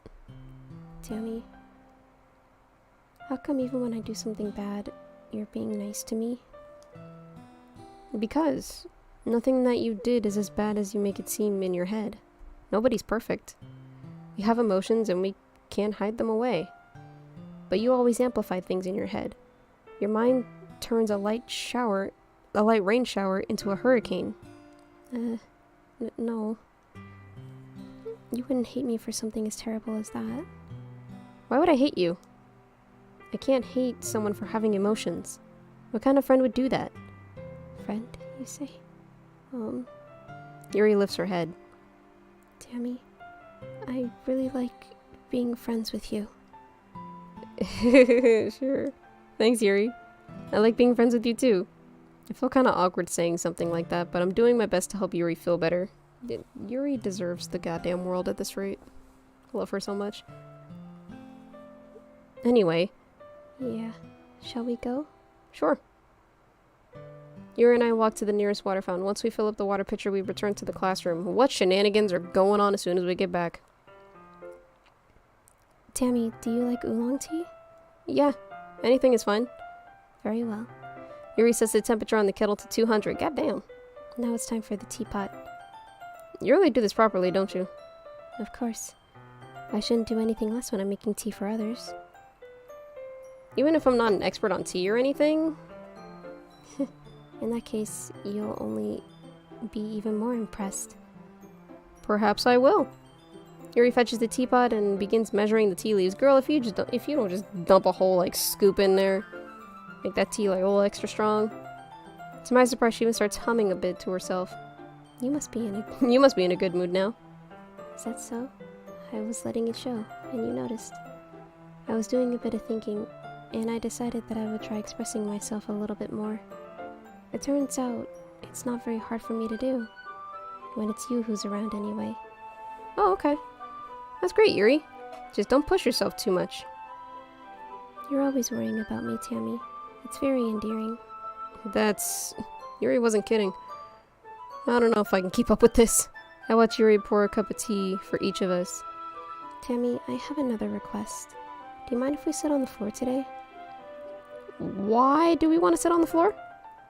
It's a bit easier on my back. I can read with my back against the wall rather than bending over at my desk. Oh yeah, I didn't realize. No worries. I just have back pain fairly regularly, so I do my best to manage it. Is that so? I wonder why that is. It's most likely because of your posture, right? Always hunched over like that while reading? Whoop. Yes, I have terrible reading posture. So that's why we should sit on the floor. Fair enough. I'll go get the book.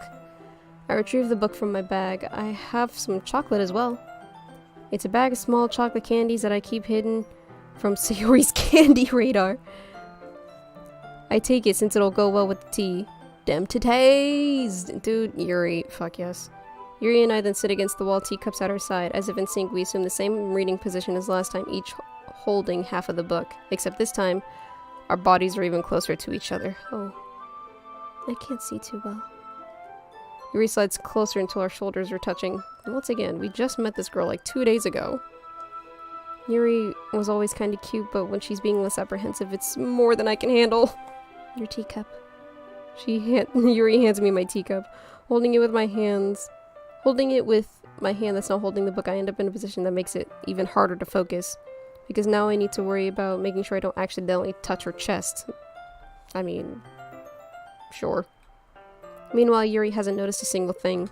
She wears an intense reading expression that I can only presume the world around her has faded away. I use all of my willpower to focus on reading.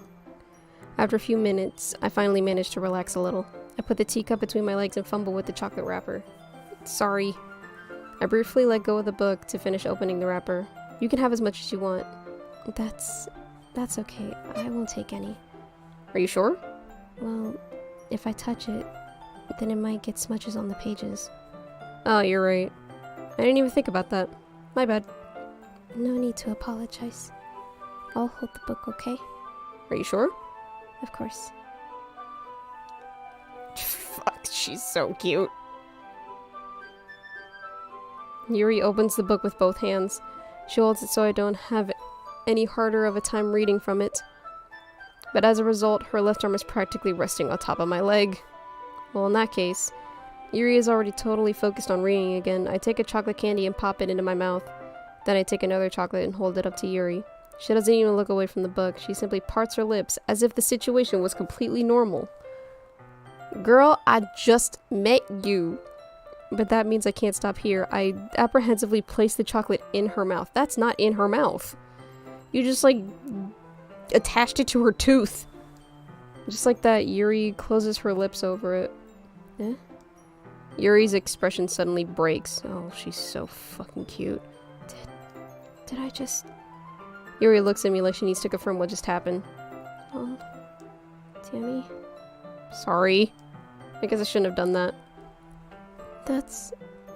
well... you were just helping. That's something that friends do, right? I mean...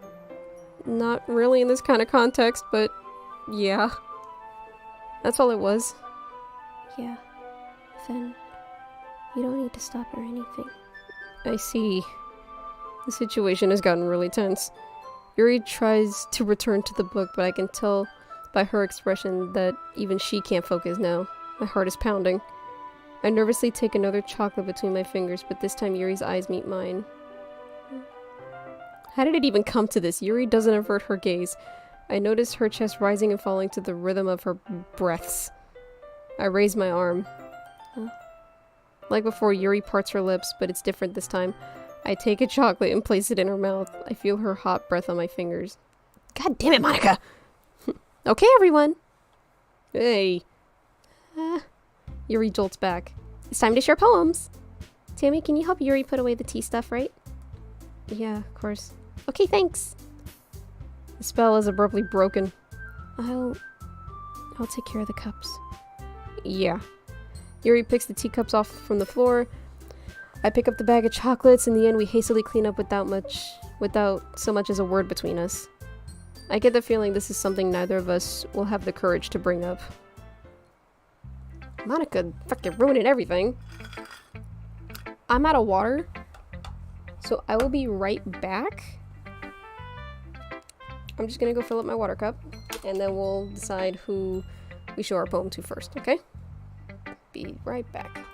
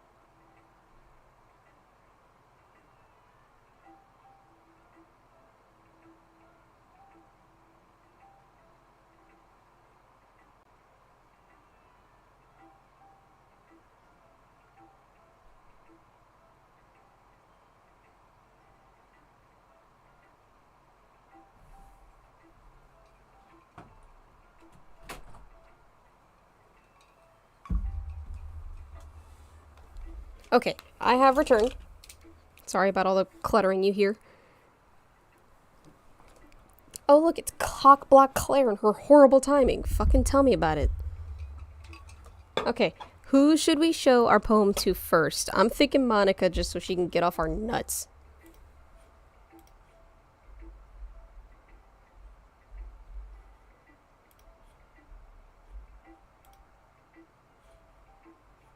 Because we showed it to her first last time, so I'm not sure.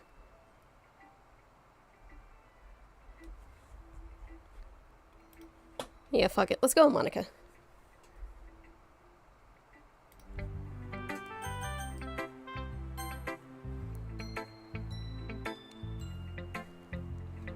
Hi again, Tammie. How's the writing going? Yuri, because she's hot. No, we're gonna save Yuri for last, because we're trying to spend more time with Yuri. We're gonna save her for last. Alright, I guess. I'll take that. As long as it's not going bad. I'm happy that you're applying yourself. Maybe you'll come up with a masterpiece. I wouldn't count on that. You never know. Want to share what you wrote for today? Sure, here you go. I give my poem to Monica. Alright, this one's good. It feels like you're not only... It feels like you're not only getting more comfortable with your style, but the imagery is better than the last one I read. Just wondering, have you been finding inspiration in Yuri's writing style? I guess so. You can't deny that she's talented. Yeah, totally. I think her poems are the most romantic. That's the best way to describe it. She's like a totally different person when she picks up a pen. I noticed that too. Or when she's talking about literature, it's like a light turns on inside her. Sadly, it's hard to get much of a personal conversation out of her.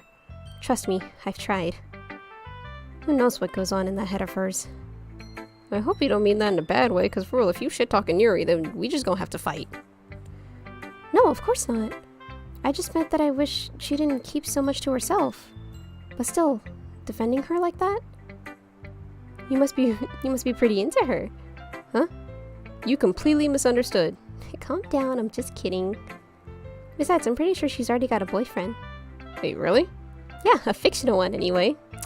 Who doesn't have a fictional boyfriend or girlfriend at this point? Because I got plenty. Monica kind of whispers that last part to me. It's just a hunch, but... Well, there's not really anything wrong with that. Well, I know. I was just saying. But anyway, you want to read my poem now? I like the way this one turned out, so I hope you do too. Sure, let's take a look. The colors, they won't stop. Bright, beautiful colors, flashing, expanding, piercing, red, green, blue, and endless cacophony of meaningless noise. The noise, it won't stop. Violent, grating, waveforms, squeaking, screeching, piercing, sine, cosine, tangent. What the fuck? Like playing a chalkboard on a turntable, like playing a vinyl on a pizza crust. An endless poem of meaningless. Load me. It's starting to get spooky. It's even more abstract than your last one, huh? I guess it's just the way I write. I'm sorry if you don't like it. No, I never said that. Don't stop putting words in my mouth, bitch. I'm gonna fucking strangle you. It's just a kind of thing I've never really seen before, I guess. I kind of like playing with my space on the paper. Like choosing where and how to space your words can totally change the mood of the poem. So, static? It's almost like magic. The way I wrote the lines really short makes it feel like they're trying to speak over the noise. I see. It's so hard for me to tell what it's about, though. Sometimes asking what a poem is about isn't the right question. A poem can be abstract as a physical expression of a feeling, or a conversation with the reader. So putting it that way, not every poem is about something. Anyway, here's Monica's writing tip of the day. Sometimes you'll find yourself facing a difficult decision. When that happens, don't forget to save your game. You never know when you might change your mind, or when something unexpected may happen. Wait, is this tip even about writing? What am I even talking about? That's my advice for today. Thanks for listening. You know what, now that she said something... There we go. I have not been saving this whole time, so we're gonna save it really quick, just in case something happens. Like, Monica really just reminded me to save the game. Let's go with Natsuki, because Natsuki's kind of... I think we're on her shit list. Well, I can admit it's better than the last one. It's nice to see you're putting in some effort. That's good. But I still don't like this at all. It's trying too hard to be serious. What do you mean by that? Poems don't need to be all deep-sounding to express something. It's just going to sound like you're forcing it unless you really don't suck at it. Honestly, don't bother trying to write poems like this unless you're on Yuri's level. Natsuki stopped short all of a sudden. Don't tell me. You're not trying to impress Yuri, are you? What are you talking about? And keep your voice down. You know Yuri would love this angsty... Just because she's a talented writer doesn't mean... I mean... Ugh. Looks like I'm in trouble. I somehow struck a nerve, though what I did is beyond me. I'm so done with you. Natsuki shoves the poem I handed her back over to me. Take your stupid poem. If you wrote it for someone else, then don't show it to me. Ouch. This is what I get for letting a younger girl step into my business. Unless I was a mind reader, I was destined to be in a world of pain from the start. At least Natsuki wasn't really the girl I was trying to impress in the first place. Wow, she didn't even give us her poem to read. Holy shit. Wow. Damn, bitch, you that salty? Oh, I like this one, Tammie. It has some nice feelings in it. I'm glad about that. Does that mean it's better than yesterday's? Let me think. I don't know. I guess I like them both. That's not very helpful, you know. Well, I'm not very good at figuring out if poems are good or bad. But that's why I just go by my heart. If it makes me feel things, then it must be a good poem. I'm not sure that's exactly how it works. Then again, I guess conveying feelings is a pretty important part of this whole thing. Yeah, maybe. Honestly, I don't even know what kind of writing you like in the first place. Yeah, me neither. You do not help. Why don't you at least try giving it some thought? You want me to write something for you? That's so sweet. Yeah, right. But you're always thinking about other people. You need to think about yourself once in a while. If you don't, you might end up getting hurt at some point. Huh? Well, I don't really know what you mean, but I'll try to keep it in mind. Whatever, anyway. Anyway, let's see. I guess I like happy poems. Wait, sometimes I like sad poems too. Sometimes a bit of both. There's a word for that, right?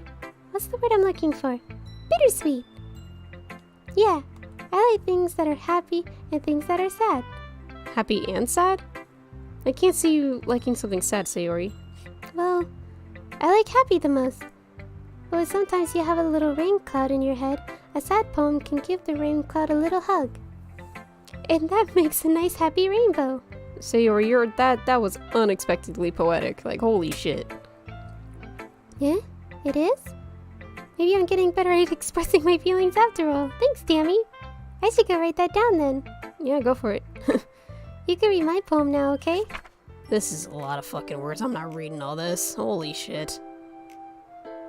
The last line is, all I hear is echo, echo, echo, echo, echo inside my head. Holy shit. Sayori, did you really write this? Of course I did. Didn't I tell you yesterday I was gonna write the best poem ever? Yeah, but I didn't expect something like this coming from you. Monica taught me a whole lot, and I've been really in touch with my feelings recently. I wonder why. I see that. It's almost kind of creepy. Creepy? Well, not exactly. Maybe I'm just so used to you being cheerful. Well, never mind. I'm thinking too hard about it. The point is, it came out good, and you should be proud of it. Oh, thanks. I feel like I was meant to express myself this way. Maybe it helps me understand my own feelings a little bit better. Writing is like magic. You've gotten pretty passionate about this, huh? I hope you keep it up. Yeah, writing's the best. I'm gonna keep writing till I die. Oh, don't get ahead of yourself. Sayori's always that habit of getting obsessed with something before dropping it no more than a week later. That is called ADHD, my friend. I have it. I know how this feels. I know exactly how this feels. Holy shit. I know exactly how this feels, because I do this. I wonder if this is one of those times. But seeing the passion in her eyes makes it hard for me to be pessimistic. Now we're gonna show our poem to Yuri. Let's see what you've written for today. Yuri stares at the poem with the surprised expression on her face. Do you like it? Tammie, this one might be even better than yesterday's. How'd you even pick up on this so quickly? Just yesterday I was telling you the kind of techniques worth practicing. Maybe that's why. You did a good job explaining. I really wanted to try giving you more imagery. Yuri visibly swallows. Even her hands appear sweaty. Why is her... no...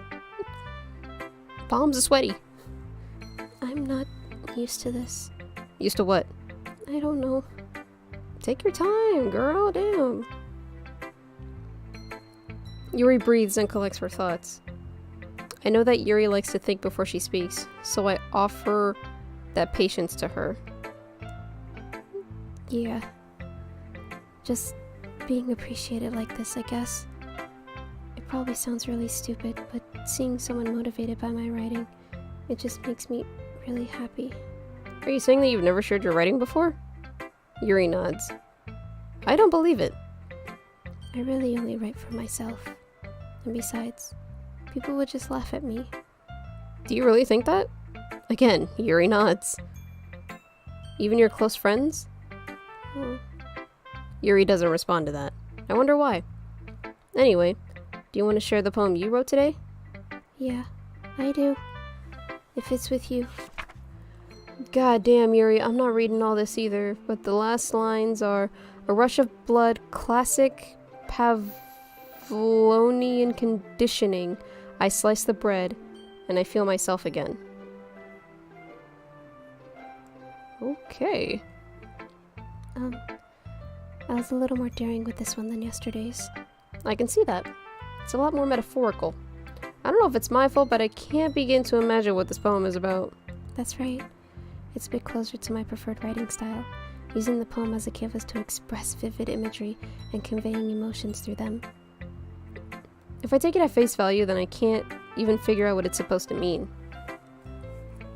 Well, I think it's something that different people can relate to in their own way. I wanted to express the way it feels for me to indulge in my more unusual hobbies. And what hobbies would those be, Yuri? It's those sorts of things I'm usually forced to keep to myself. So sometimes I enjoy writing about them. Why do you keep them to yourself? Because they're embarrassing, and people would make fun of me. Don't you have something like that, Tammie? I've got plenty. Well, yeah, I guess I do. I feel like everyone has a little something like that. The best we can do is respect each other and our own individualities. Even if it's difficult sometimes, and some things make us uncomfortable. After all, if I hadn't learned to embrace my own weirdness, I would probably hate myself. Girl, embrace your weirdness, because I embrace mine. I might be ranting a little bit now, but I'm glad that you're a good listener. You're good at a lot of things. Writing, listening. There really aren't many people like you, Tammie. That's exaggerating a little bit, but thank you. It's just how I feel. I never thought I would feel so comfortable sharing my writing. But now, I almost feel like I look forward to it. It's just a really nice feeling, and you're to thank for that. It's really nothing, Yuri. Don't worry about it. Yuri smiles sincerely at me. For just a moment, her timidness seems to disappear. Oh, Yuri. You adorable fucking bitch. Okay, everyone. We're all done reading each other's poems, right? I have something extra planned today, so if everyone could come sit at the front of the room. Is this about the festival? Well, sort of. Do we really have to do something for the festival? It's not like we could put together anything good in a few days. We'll just end up embarrassing ourselves instead of getting any new members. That's a concern of mine as well. I don't really do well with last-minute preparations. Don't worry so much. We're going to keep it simple, okay? We won't need much more than a few decorations. Sayori has been working on posters, and I've designed some pamphlets that we can give out during the event. Okay, that's great and all, but that doesn't tell us what exactly we're doing for the event. Sorry, I thought you heard about it already. We're going to be performing. Performing? Monica? Yeah, we're going to be having a poetry performance. Each of us are going to choose a poem to recite during the event. But the cool part is we're also going to let anyone else come up and recite poems too. Sayori's putting it all on posters in case anyone wants to prepare ahead of time. Sayori, who's been coloring a poster, holds it up for us to see. Are you kidding me, Monica? You didn't really start putting those posters up, did you? Well, I did. Do you really think it's that bad of an idea? Well, no. It's not a bad idea. But I didn't sign up for this, you know. There is no way I'm going to be performing in front of a group of people like that. I agree with Natsuki. I could never in my life do something like that. Imagining it, Yuri shakes her head in fear. I can imagine this being a very stressful bit for Yuri, because yikes, that's a little much. Guys! No, Sayori, I understand where they're coming from. Remember that Natsuki and Yuri have never shared their poems with anyone until a couple days ago. It's a lot to ask for them to recite their poems out loud to a whole room full of people. I guess I kind of overlooked that, so I'm sorry. But I think we should still give it our best. We're the only ones responsible for the fate of this club. If we start the event and each put on a good performance, then it will inspire others to do the same. And the more people who perform, the better we'll be able to show everyone what literature is all about. Of course, Sayori is the one to just be like, yeah! It's about expressing your feelings, being intimate with yourself, finding new horizons, and having fun. That's right. And it's those reasons why we're all in this club today. Don't you want to share that with others? To inspire them to feel the same feelings that brought you here in the first place? I know you do. I know we all do. And if all it takes is standing in front of the room for 2 minutes and reciting a poem, then I know you can do it. Yeah, these two girls are not feeling your idea, Monika, and neither am I. Natsuki and Yuri remain silent. Sayori looks worried. I guess that leaves me no choice. I agree. I don't think it's too much to ask. I think that Sayori and Monika have been trying really hard to get new members. The least we can do is help them out a little bit. Well, maybe, but... It looks like Natsuki doesn't have any arguments left. Everyone is like against Natsuki at this rate. Okay, fine. I guess I'll just have to get it over with. Alright! Thanks, Natsuki. What about you, Yuri? Yuri dejectedly glances around at everyone else's expectant faces. Oh, I guess I don't really have a choice. Haha, that's everyone! You're the best, Yuri. This club is seriously going to be the death of me. Oh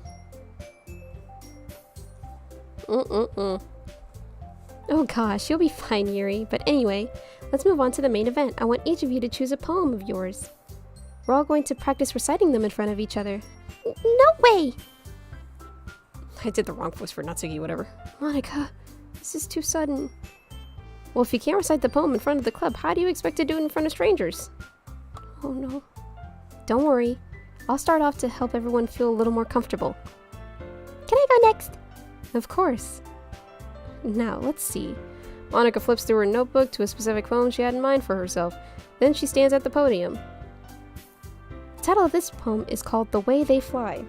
Talking about birds or some shit? Like, what the fuck?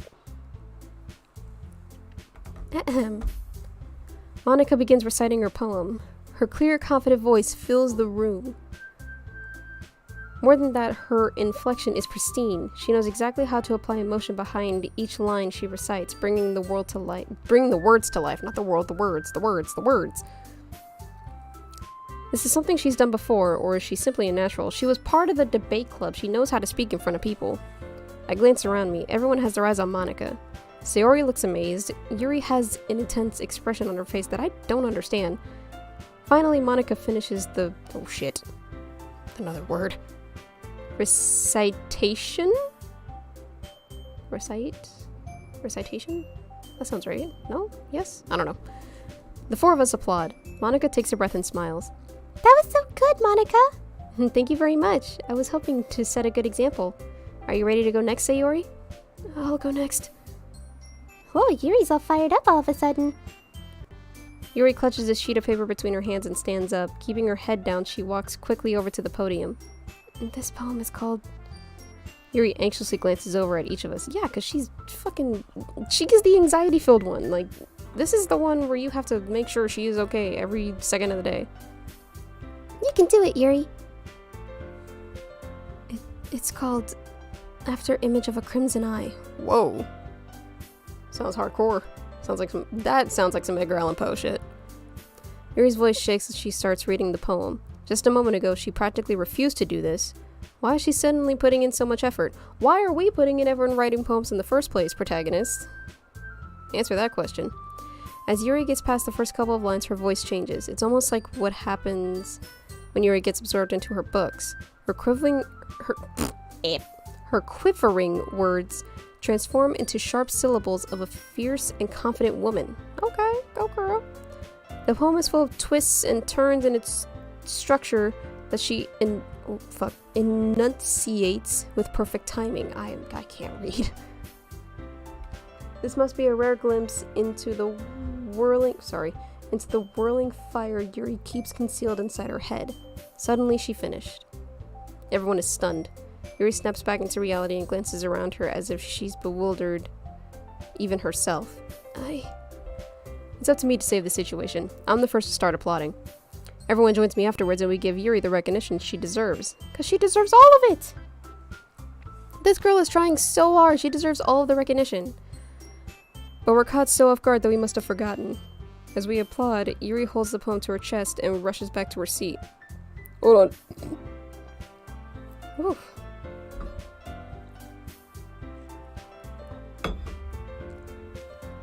Yuri, that was really good. Thank you for sharing. Looks like Yuri's down for the count. That girl has done... She's at her limit. Her social battery's at her limit. Okay, I guess I'm next then. Sayori hops out of her chair and cheerfully walks up to the podium. This one's called My Meadow. Sorry, I giggled. Sayori. It's a little harder than I thought. How did you guys do this so easily? I've awakened to take a sip of water. Try not to think of it like you're reciting to other people. Imagine you're reciting it to yourself, like in front of a mirror or in your own head. It's your poem, so it'll come out the best that way. I see. Okay then. Sayori begins her poem. Somehow, it feels like her soft voice was made as a perfect match. The poem isn't aimlessly cheery like Sayori is. Orange juice. Ooh, orange juice sounds hella good right now, not gonna lie. I like juice. I ain't got no juice! It's serene and bittersweet. If I were to read this on paper, I probably wouldn't think much of it, but hearing it come from Sayori's voice almost gives it a whole new meaning. Maybe this is what Sayori meant when she said she likes my poems. It's like I get to reach more deeply into someone I thought I knew through and through. Sayori finishes and we applaud. I did it! Good job, Sayori. Even Tammie liked it. I guess that's a good sign. What does that mean? Like, what the fuck? Sayori. It came out nicely, Sayori. The atmosphere of the poem fits you really nicely. But it might be that other poems won't work quite well with that kind of delivery. I don't really understand. In other words, I've seen poems of yours that are where that sort of gentle delivery wouldn't work as well. I cannot read today. They might need a little more force behind them depending on what you're reading. Oh, I know what you mean. Well, I've been practicing that kind of thing. It's just embarrassing to do it in front of everyone. The next time I'm going to make you pick a poem that challenges you a little bit more. We don't have much time before the festival, you know. Okay. Now, who's next? Natsuki? Don't make me go before Tammie. It's not like I can compare to you guys anyway. Might as well let Tammie lower everyone's standards a little before I have to do it. Natsuki? It's fine. I might as well get it over with. But it's not like I have much of a selection to what to read, so I'll just go with what I wrote with today. I stand up and step in front of the podium. Everyone this is okay. Yeah, no, I don't like this. Literally all of them were just staring at me. This is not cool. Everyone has their eyes on me, making me feel terribly awkward. Yeah. I recite my poem. Since I'm not exactly confident in my own writing, it's hard to put energy into this. Despite that, once I finish, I receive applause anyway. Sorry, I'm not really as good as everyone else. Don't worry about it so much. I think it's less about your abilities and more about your lack of confidence in your writing. That's something that'll improve over time, though. Yeah, maybe. Alright then. That just leaves you, Natsuki. Yeah, I'm going. Natsuki begrudgingly gets out of her seat and makes her way to the podium. This poem is called... Why are you all looking at me?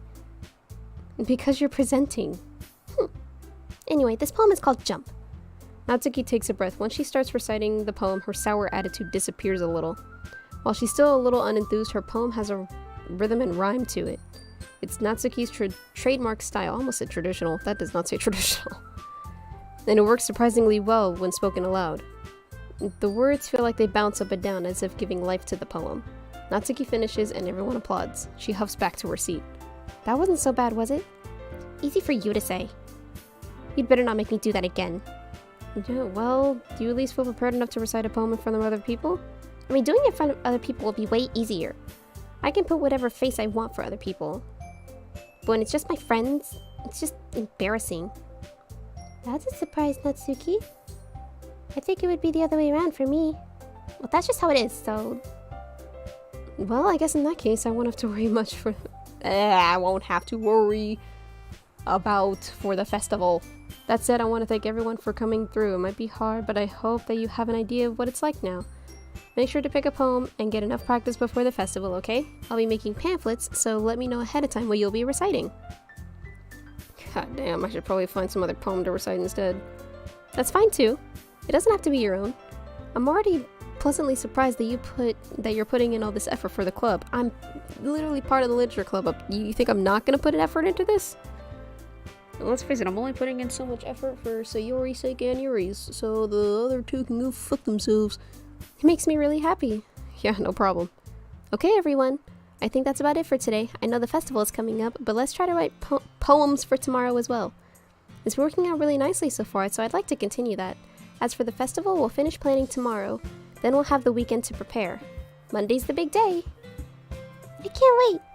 I can do this. I can do this. Alright. I stand up. There's no way I'll be able to find the same enthusiasm as Sayori and Monica. I'm not being able to read. But I'll do my best to get through it. It's for the sake of the club and impressing Monica. I don't want to impress Monica! No! Then I'll have to do my best. Ready to go, Sayori? Yep. Look at you two always going home together like that. It's kind of adorable, isn't it? Jeez, you guys. Don't make such a big deal out of it. It must be a little nice, though. Well, how the fuck am I supposed to respond to that? It's okay, Tammie. You don't have to say it. Whatever, let's go already. Yeah, seriously, let's go. Sayori, Jesus Christ, let's just go. I'll walk home with Sayori once more, even though it's only been a few days. A lot of things have already changed. But today Sayori's being a little quieter than usual. Uh-oh. Okay, so... we're starting to get into the nitty-gritty... the nitty-gritty of shit. So, I'm giving you another trigger warning right now. Shit's about to get dark. It is about to get dark. So if you don't like... that could... just heed this warning. Heed this warning now. This is no longer about to be all cutesy and fun and shit like that. It's about to get dark. But today Sayori's been a little quieter than usual on the way home. Hey, Sayori? Sorry, I was spacing out. No wonder. I was thinking about something from earlier. I like how we get to... I mean... Sayori fumbles with her words. Normally she always got some shit to say. So let's just say one day Yuri asked to walk home with you. Huh? What would you do? What kind of question is that? You're kind of putting me on the spot here. I would walk home with Yuri, or I would still walk home with Sayori. Ooh. You're up now? How was your nap?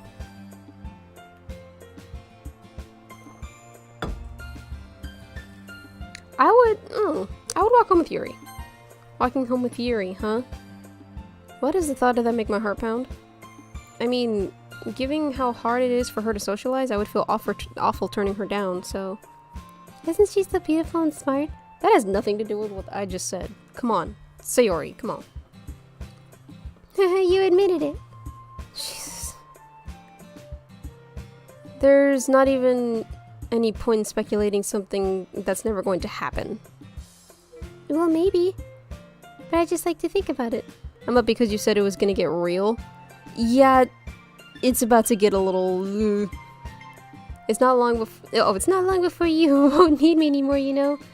Need you? Sayori, I can't figure out how you're seeing things in your head right now. Sorry. Everyone is different. Nobody in the club is a replacement for you.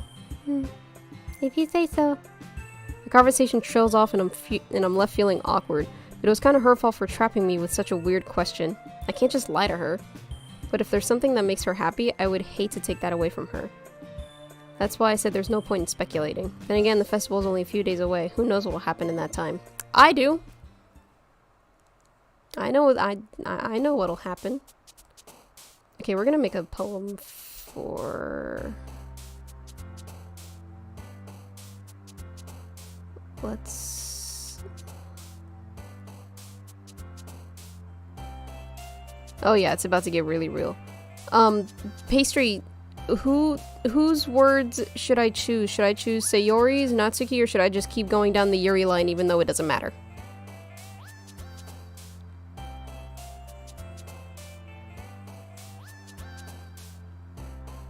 Because I honestly don't know if I should try to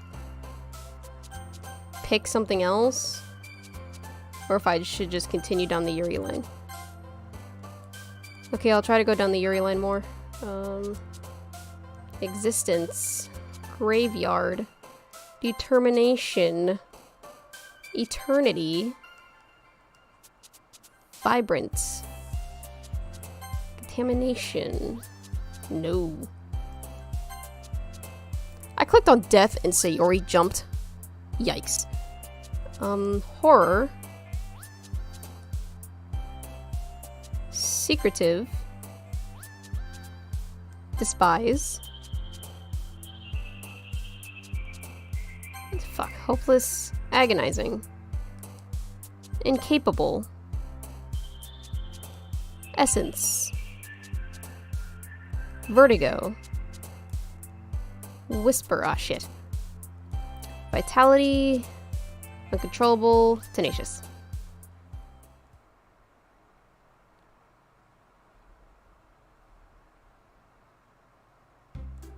Aw, man. I'm the last one here again. Don't worry, I just walked in too. You ain't the only one. Were you practicing piano again? Yeah. You must have a lot of determination. Starting this club and now picking up a piano. I almost said picking up a piano. Like, damn, bitch, you strong. Well, maybe not determination, but I guess passion. Remember that the club wouldn't be here if it wasn't for all of you. And I'm super happy that you're all willing to help out for the festival, too. I can't wait for the festival. It's gonna be great. Huh? Weren't you complaining about it yesterday, Natsuki? Well, yeah. I'm not talking about our part of the festival. But it's a whole day of school where we get to play and eat all sorts of delicious food. You sound a bit like Sayori all of a sudden, not gonna lie. Monica, don't they usually have fried squid? Squid? That's a pretty specific thing to look forward to. Oh, come on. Are you saying you don't like squid? You of all people? I didn't say I don't like it. Besides, what do you mean by you of all people? Because it's right in your name. Mon-ika. Yeah? That's not how you say my name at all. Also, that joke made no sense in translation. Huh? Never mind. Let's just focus on our own event for now, okay? Hehe, fine, fine. Your reactions aren't as fun as Yuri's or Sayori's anyway. Excuse me? Where is Sayori anyway? Oh, there you are. Sayori is sitting at a desk in the corner in the room looking down at nothing. I walk over to her. Hey, Sayori? I wave my hand in front of her face. Shit's about to go down. You're spacing out again. Eat the damn mollusk, Monica. You're spacing out again. Sorry. Don't mind me. You can go talk to everyone else. Is everything okay? Of course. Why wouldn't it be? It just feels like you're a little off. Sorry for assuming things. Jeez, you worry too much about me. I'm fine, see? Sayori shows me a big smile. Don't let me distract you from having fun with everyone. Okay. If you say so. I worriedly glance at Sayori before turning back toward everyone else, but the conversation has already dispersed with everyone back at their usual activities.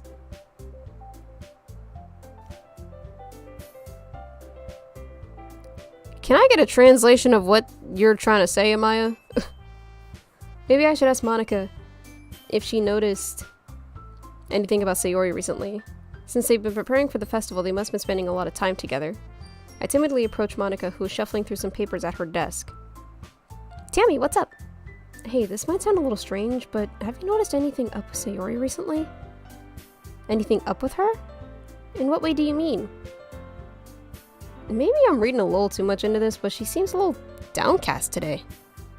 Oh, you think so? I can't say I've noticed anything about her.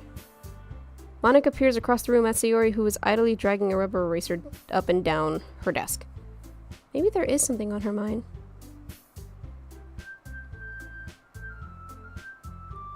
Amaya, are you, proofreading your messages? Cause yikes, typos all around, buddy. But I'm surprised I'm not the one asking you, Tammie. You certainly know her a lot better than I do. Yeah, but she's never really like this. She's always talked to me about things that bothered her. But this time when I asked her, she was really dismissive. Sorry, I know that's not your problem. I just wanted to ask if you knew anything, so I'll drop it now. No. It's important to me too. I mean, I'm also friends with her. I also care about the well-being of my club members, you know. Maybe I'll try talking to her myself. Are you sure? She seemed like she wanted to be left alone. Are you sure? Maybe she just had a hard time bringing it up with the person of interest. What the fuck do you mean by person of interest? Exactly, what do you mean by that? I'm saying that maybe the thing on her mind is you, Tammie. Me? How on earth would you come to that conclusion? Well, I probably shouldn't say too much, but Sayori talks about you more than anything else, you know? She's been so much happier ever since you joined the club. It's like an extra light was turned on inside of her. What? No way. Sayori is always like that. She's always been full of sunshine. It's not any different now than it always has been. You're so funny, Tammie. Have you ever thought that maybe you've always seen her as so cheerful? Because that's how she is when she's around you? Are you trying to put into my brain that Sayori may like me? Like me? I said too much. I'm sorry, what do I know anyway? I didn't mean to jump to conclusions, so you... Fuck it! Okay. So you should just forget about what I said. I'll try to talk to her, so try not to think about it for now. Okay. Monica smiles meaningfully. I know she said to forget about it, but I already know that I won't be able to get her words out of my head. Monica stands up from her desk and walks across the room to where Sayori is sitting. I watch her kneel down next to Sayori and gently talk to her, but she's keeping her voice quiet and I can't hear anything from here. I sigh and sit myself down. I know Sayori told me not to worry about her and to have fun with everyone else, but that's impossible to do when she's behaving like this. Not for real. What is wrong with Sayori? I know what's wrong with Sayori, but just in general, what's wrong with Sayori? Exactly how much do I care about her that I'm letting this weigh me down so much? Now it feels like I'm the one behaving out of the ordinary, but there's nothing I can do besides wait for Monica. Why do I feel like I'm being watched? I glance around the room. Suddenly I notice Yuri peering at me from over her book. But she looks away just as quickly with a flustered look on her face. I realize that she won't get anywhere like this. I've never really seen Yuri approach anyone or start a conversation of her own accord, so I have no choice but to approach her myself. By now it's a little easier for me to do that. I stand up from my desk and sit in the one next to her. I didn't mean to bother you or anything. Relax, you didn't even do anything. But I could tell that you wanted to be alone in your thoughts. Alone with my thoughts? How are you even able to tell what I was thinking like that? That I was thinking like that. Well, it's something that I do a lot. So it wasn't hard for me to spot based on your posture and expression. Not that I was staring or anything. I didn't do anything creepy like that. In any case, I guess you were right. I'm sorry if I caused you any concern. Don't apologize.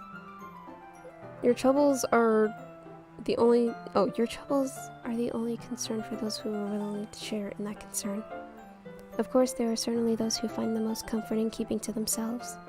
But if you would prefer to share what's on your mind, then I would be glad to listen. Goofy sounds, yep. I'm just like, it's really not that big of a deal. I was feeling a bit uneasy about Sayori. Sayori? Yeah, she seems a little off today, but when I asked her about it, she didn't want to admit it to me. So I can't help but wonder if something happened to her. Oh, that's quite romantic. It's not romantic. Sorry, I didn't mean to say something stupid. It's not like that, I just didn't want you to misunderstand. Sayori and I have been friends for a long time, that's all. I see. Then perhaps it's unusual for her to be dismissive to you about her feelings. Or maybe I'm reading a little too much into it. Tammie, the world is full of meaning, often hidden deep beneath plain sight.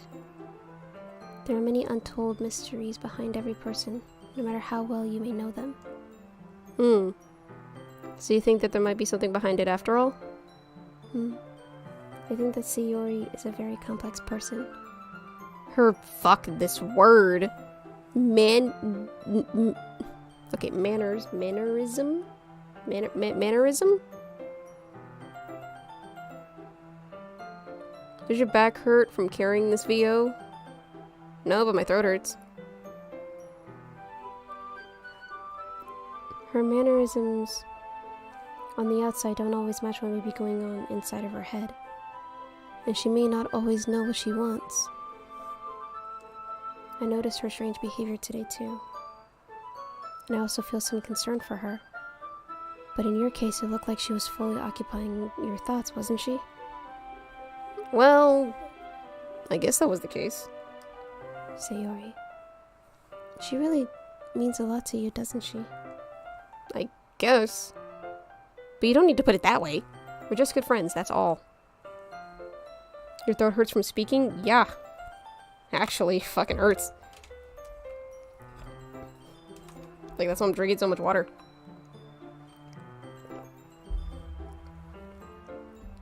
Yuri suddenly looks deeply into my eyes. Her expression is gentle and curious, as if she was searching for something. Embarrassed, I avert my gaze. Sometimes a person's mysteries are untold even to themselves, and you, as someone who is honest and caring, may uncover feelings you weren't aware of. Weren't fucking aware were in you, Jesus Christ.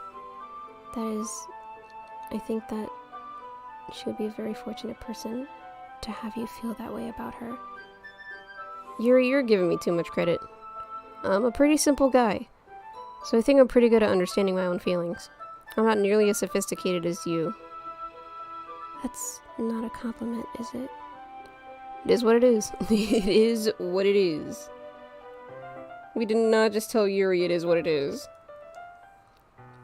Anyway, as long as we're here, why don't we do some reading? Well, as long as you're okay with it. Yeah. I should be taking my mind off this whole thing anyway.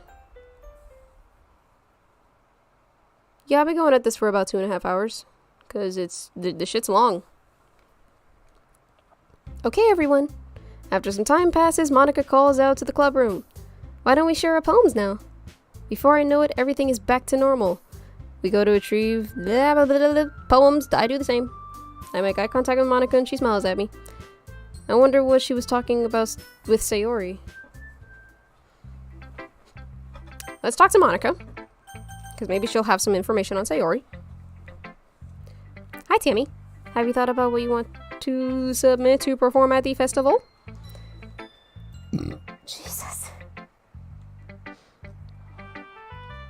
Finishing the whole game? Possibly. I could have skipped this whole prologue if I wanted to. But no. Being in this club is one thing, but performing in front of a bunch of people... Yeah, see, look. I have the option to skip this. Like, look. See, and then when I get something new, it'll bring me here. Your style is so refined, Tammie. Yuri's been teaching you a lot of things, hasn't she? Well, I guess so. Yeah, I've been noticing how much time you spend with her. I think I've heard her say more words these past couple days than she's talked in the whole year. Not sure how you did it, but that's pretty impressive. Well, she just needs some patience, not practice. Patience. And a way to talk about all the things in her head, I guess. I'm still getting the hang of it myself. You're certainly putting in a lot of effort.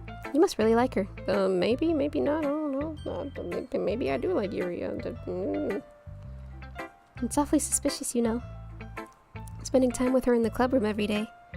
Reading that edgy novel with her. Yeah, well, shut up.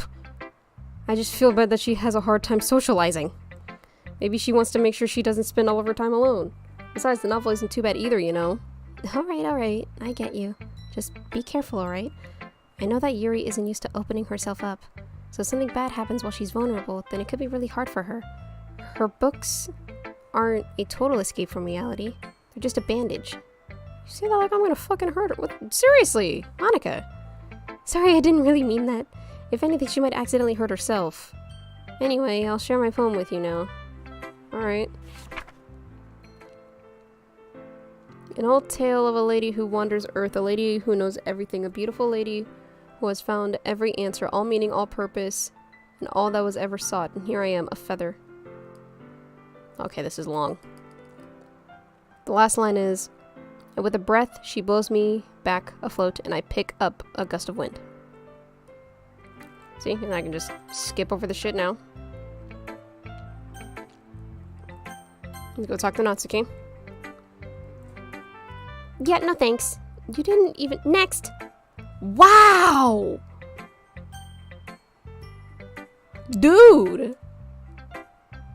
There was no point in even fucking talking to Natsuki. Really, Monica? Opening up, bandage, hurting yourself? The question mark. Why you being an ass? Let's talk to Sayori. I'm shocked that you're actually still here, Pastry, considering I've been doing this for about 2.5 hours. It's nice, I guess. I can already tell you don't like it. Well, you don't need to worry about what I think. After all, you wrote this for someone else, didn't you? Probably Yuri.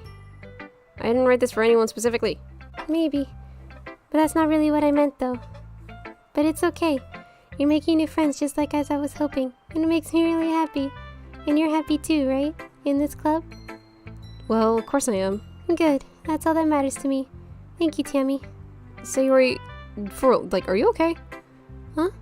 No, nothing. I'm just a little tired today. Alright. Just tell me if you need anything. I will. Don't worry about me, okay? You can go play with everyone else now. If you insist. Yay. I'm gonna go home a little bit early today. Tell Monica I wasn't feeling well, okay? I'll see you tomorrow. Before I can say anything, Sayori cheerfully walks out of the classroom, humming to herself. I keep bumping into my desk. Okay, Yuri, I wrote another poem for you. I hope you like it. Tammie, your writing has only improved in these last few days.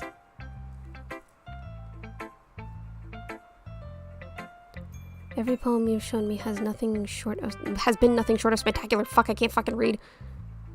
I can really feel the emotions. I'm a little envious even. I don't think it ever came to me this naturally. Yuri, that's the wrong way to put it. This never did come naturally to me, but I've been able to improve so much thanks to you. You're the example I was chasing after. Is that so? Yuri gently smiles to herself. This feeling. I'm so glad I got a chance to share my writing, even though it would feel like this. I remember you mentioning that yesterday. I believe that you're so good at something and you never shared it with anyone. I can't fucking... I read that whole thing wrong. Whatever. It's kind of a shame. Maybe, but it's not like I really had a choice. What do you mean? Well, Yuri smiles sadly.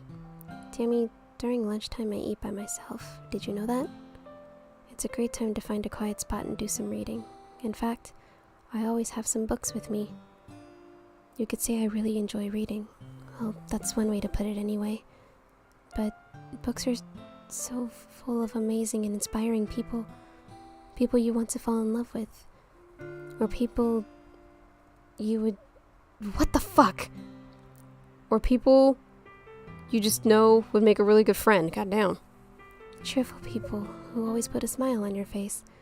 Or deep thinkers and problem solvers who discover the mysteries in life. So when you look at it that way, I'm surrounded by friends every day, you know? And those friends don't laugh at me. They don't tease me for spacing out all the time. They don't make fun of my body type. And they don't hate me for acting like a know-it-all. People say that about you? Just give me some names. I'm finna start fighting people. I'm not a know-it-all, Tammie. It's the opposite. I don't know anything. I don't know how to talk to people. I don't know how to make people see me as normal.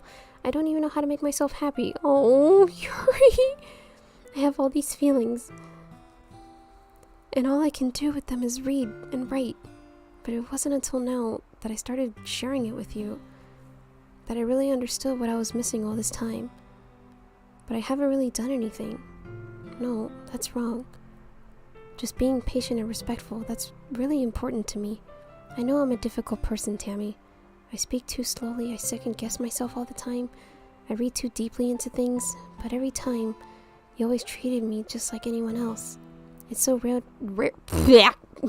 to feel comfortable with myself when I talk to others. Jesus Christ. But that's why every time I talk to you, I just feel really happy. Oh, Yuri. I treat you how you deserve to be treated, Yuri. And if other people don't see it that way, then screw them. I joined this club hoping I would make friends, and I would say I have at least one success. Wouldn't you? If you put it that way, yeah. We really are friends now, aren't we? Yuri puts her head in her hands, but this time she's smiling as she does it. Do you want to show me your poem? Yeah, I do. Let me get it for you. Ghosts Under the Light Part 2? Girl, you really stepped your game up. Okay, the last few lines are, I touch his hand, the flickering stops. Ghosts are blue-green, my heart is amber. Oh, Yuri. Finishing the poem, I started to hand back to Yuri, but instead of taking it from me, she looks away. Do you dislike it? No! I just don't really know how I should respond. Yuri's poems are usually cryptic. It wasn't hard to figure out what this one was about. I don't know if I'll be able to explain this one. That's fine. I understand this one. Yuri's having an even harder time speaking than usual. Oh, poor baby. Does this one mean a lot to you? Yuri nods. I'm not really good with words, but I'm happy that you shared it with me. So thank you. And I was hoping we could... hoping we can spend time together. Despite my inability to make eye contact, I see a faint smile emerge on Yuri's lips. She's so fucking cute. I once again try to hand the poem back to her, but instead Yuri gently takes my hand and pushes them back toward me. I hesitate in response to her warm touch. You can, the poem is... Once again, Yuri fails to form a complete sentence. You mean I can keep it? Yuri nods. I'd love to. Again, Yuri faintly smiles, as if she doesn't want me to notice. You always make me feel nice. I know I'm not good with people, but I hope that I can return the favor sometimes. Don't worry. I think you do a good job. Yuri finally turns back toward me.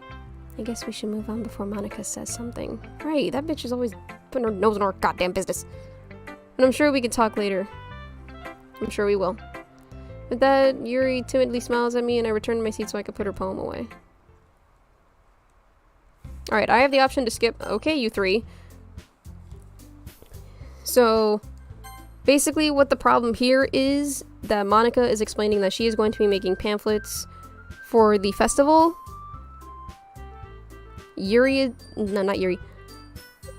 Natsuki is making cupcakes and Yuri is basically doing decorations and like atmosphere for the club room. And I have to pick who I want to help. Natsuki is probably not gonna she's probably gonna deny me, so I'm gonna go with Yuri.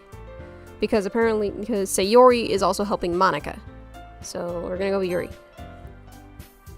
Well, I'll probably be most useful helping out Yuri. Me? Are you serious? Why would you... Natsuki? Great.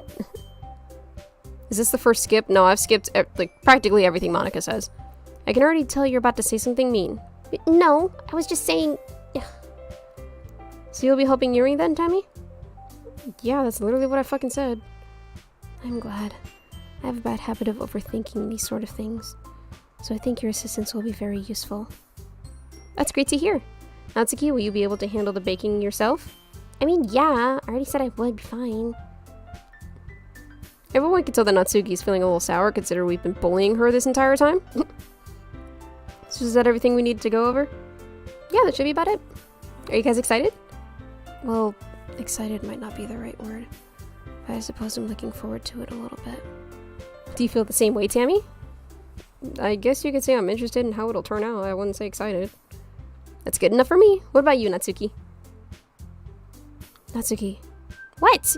Why is everyone yelling at me? I didn't even do anything. No, that's not what I meant at all. Yuri anxiously glances between everyone in the room. I'm sorry for this. I don't really know why Tammie picked me. And also, your cupcakes are the best cupcakes I've ever had. They go really well with my tea. And nothing that I do for the event will compare to that, so... I get it. I'm kind of surprised, though. Why? Well, I'm the one acting immature. I already know that. But you're trying to cheer me up all of a sudden. I know I'm not very good at it. I'm sorry if I said something bad. Oh, Natsuki, are you shocked that the Suderi thing isn't working? Shocker! Monica and I are also taken aback by Yuri's words. When she already has trouble with words trying to cheer someone up. Trying to cheer someone up must be far out of her comfort zone. But I begin to understand. Sorry, I was drinking water. Yuri was trying to sound like Sayori. Oh, that's so cute. Even if it didn't work perfectly, I could tell she tried to say something Sayori would say at a time like this. Because Sayori always helps everyone smile and feel good about themselves. No, I kinda appreciate it. I'm sorry for making a big deal out of nothing. But I'm going to say this. You better bet that my cupcakes are going to be the best part of the whole event. I believe in you. I hope to see everyone do their best. But with that, there's nothing more for today. So I guess it's time for us to head out. Alright, let's get out of here then. Everyone packs up their shit.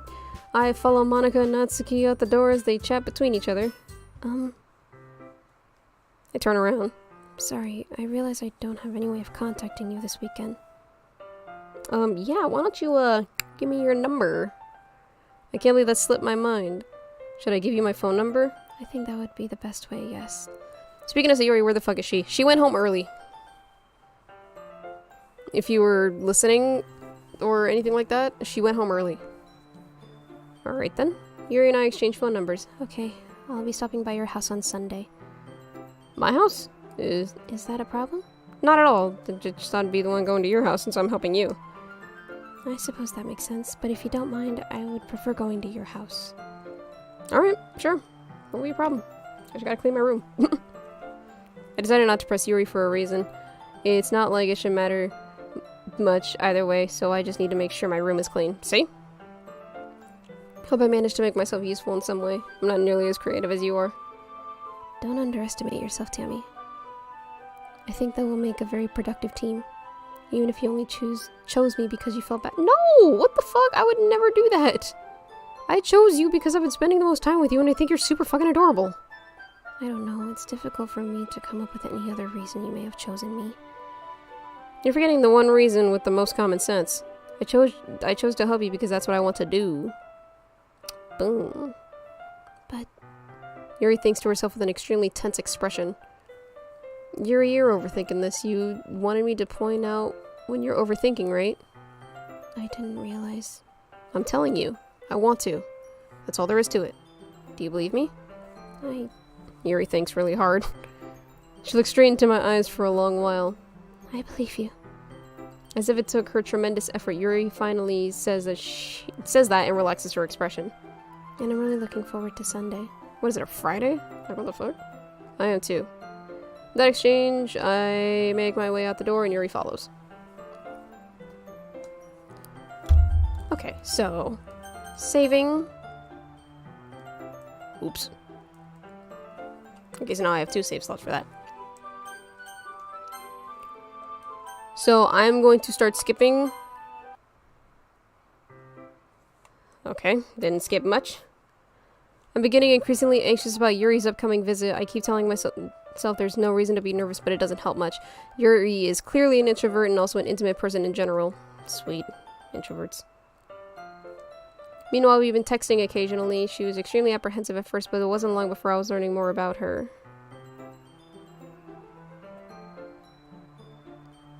But putting Yuri aside, okay. Skipping. So, small synopsis.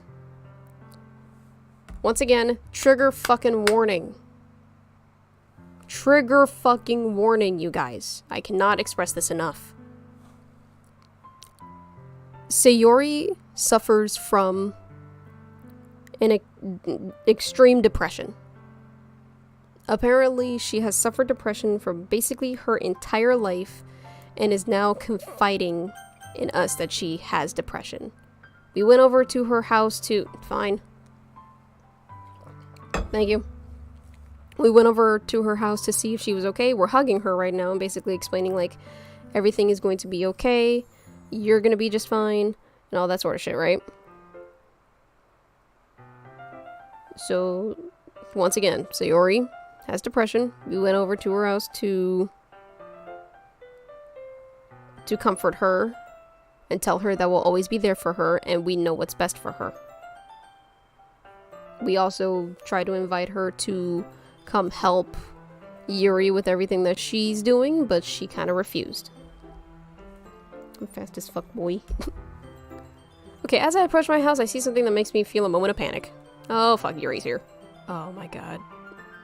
Fuck. God, she's so cute, help. You're a little early, I'm sorry I wasn't home yet. Were you waiting for a long time? No, I just got here. But I started to get really nervous when nobody answered the doorbell. Yeah, sorry I wasn't here. You could have texted me. If I'd have known, I would have reassured you and hurried more on my way home. Blah, blah. I suppose that's true. I didn't think of that for some reason. It should be common sense to do that, but we're just gonna ignore that. We're just gonna ignore it. Anyway, let's go inside. I see you brought a lot of stuff with you.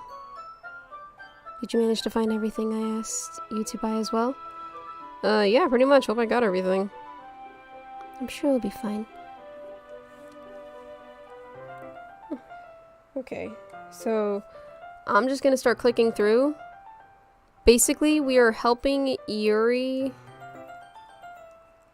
with making banners and streamers and atmosphere for the festival.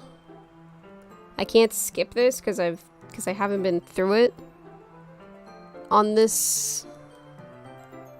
I don't want to say file. Basically on this run.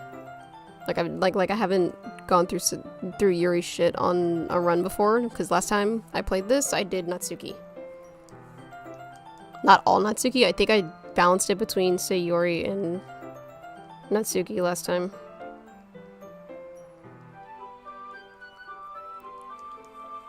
Yeah, basically, she brought a pocket knife with her, so that way we could cut the things and such with a nice smooth edge or whatever, and we accidentally pricked our finger. And she decided to just lick the blood off like a weirdo. After we finish attaching the paper to the ribbons, we lay them out side by side. It looked better than I expected and will be effective as a door curtain. It looks great. Good thinking coming up with this, Yuri. Thanks. It's just something I saw online, really. Are you ready to move on to the next task? Sure, whatever. What do you have in mind? I'd like to create a banner. That's why I asked you to buy the paint tablets. Oh, cool. Painting. Oh, it's like watercolor. We bought watercolor. You need about 6 cups of water to put each of the tablets in. Do you mind fetching those for us? Yeah, sure, whatever. 6 cups of water. How are we gonna carry 6 cups of water up the stairs? Did we just take multiple trips? I decided to use plastic cups rather than full-size glasses. I put them on a plate to catch any paint that drips, then bring it back to my room. Yuri? Yeah? I come in to see Yuri quickly unrolling her sleeve, pulling it back over her arm. Ooh. Your face is a little red. Is it too hot in here? No, not at all. There's nothing wrong, so let's mix the paint. Oh, yikes. I thought we would do something simple that would look very nice. I'd like to paint a gradient across the banner. Oh, that's cool. Starting with the colors for sunrise, then daytime, then sunset and night. Oh, that's nice! That's so cool. After rolling out the banner, Yuri and I kneel on opposite sides so we don't get in the way of each other. Yuri uses a brush and adds a few dots of different colors across the banner to serve as a color guide for when we paint. This kind of reminds me of elementary school. Yeah, when you like just paint with your friends and shit. Okay, skipping over this just a little bit.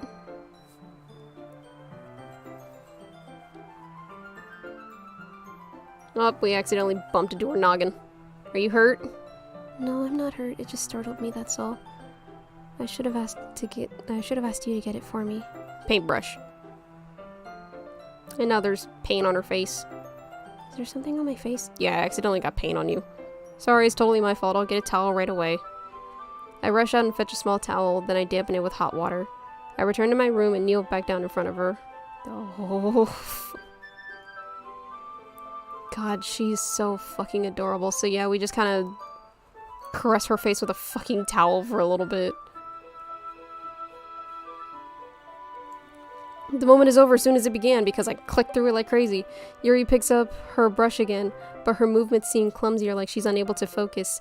I remain silent, forced to ignore the event that just transpired. I hesitantly retrieve my own brush and continue following Yuri's example. We finally get that fucking banner done after God only knows how long. I finished filling the night sky with white dots that look like stars. That's actually pretty cool. I would have loved to see what this actually looked like. For the banner as a whole, it's very pretty and natural looking. I think it came out better than I expected. I'm really happy with the results. Yeah, me too. Are you gonna add the lettering now? Not yet. It needs to dry first. That's true, but won't that take a while? Well, perhaps it... Ow, I hit my fucking elbow. Ow! Ow! Ow! Ow, I hit my elbow. That was not cool. Ow! And so basically, she's leaving the banner here with us to dry, and then we'll bring it the day of the festival, and then she can finish it up then. I was secretly hoping we would have extra time after finishing the work. Well, Yuri thinks to herself, I think it would be too irresponsible of me to wait much longer. I'm sorry. I was hoping there would be more time as well. It's probably my fault. Sorry for being such a slow worker. No, it's not your fault at all. And the important thing is that we got everything done, right? Yeah.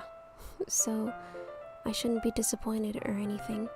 Gathering all her things, Yuri seems to look a little downcast. I'm sorry, I wanted to spend time with you too. Damn it. But things happen. Once Yuri packs up, I walk her out the front door. Thank you very much for having me today. No problem, I'm glad I was able to help. Just let me know if there's anything else you need me to bring tomorrow. I will. Well then. Yuri fidgets. I guess I'll see you tomorrow. Wait. I kind of say that without thinking. About today. It's fine that we didn't have as much time as we wanted, because we can do this again. Whenever you want, you can come over, or we can go out somewhere. I forgot you don't like going out much. As I stumble over my words, Yuri simply smiles bashfully. Anyway, you know what I'm trying to say, so... You're very thoughtful, Tammie. Yuri takes a step closer, then briefly squeezes my hand. Okay, hi Yuri. I kind of like that about you. Well, how am I supposed to respond to that? I don't even get a chance as Yuri suddenly pulls back. Sayori? Oh, hey Sayori, what's up, girl? Hi, Tammie. Sayori, just now, we weren't... It's okay, Tammie. I just stopped by to say hi. Well, it's nice to see you. I'm sorry, but I'm already on my way to leave. Oh, really? That's too bad. I'm sorry. But we'll all be together at the festival tomorrow, so that's fine, right? Of course! Sayori beams. Yeah, so I'll see you tomorrow. Clearly embarrassed, Yuri hurries off. Sayori waves goodbye after her. So, once again, I am able to skip through this until I need to make a choice. Sayori is about to confess to us and basically saying how whenever she thinks about us being with any of the other girls or basically being with her, it hurts.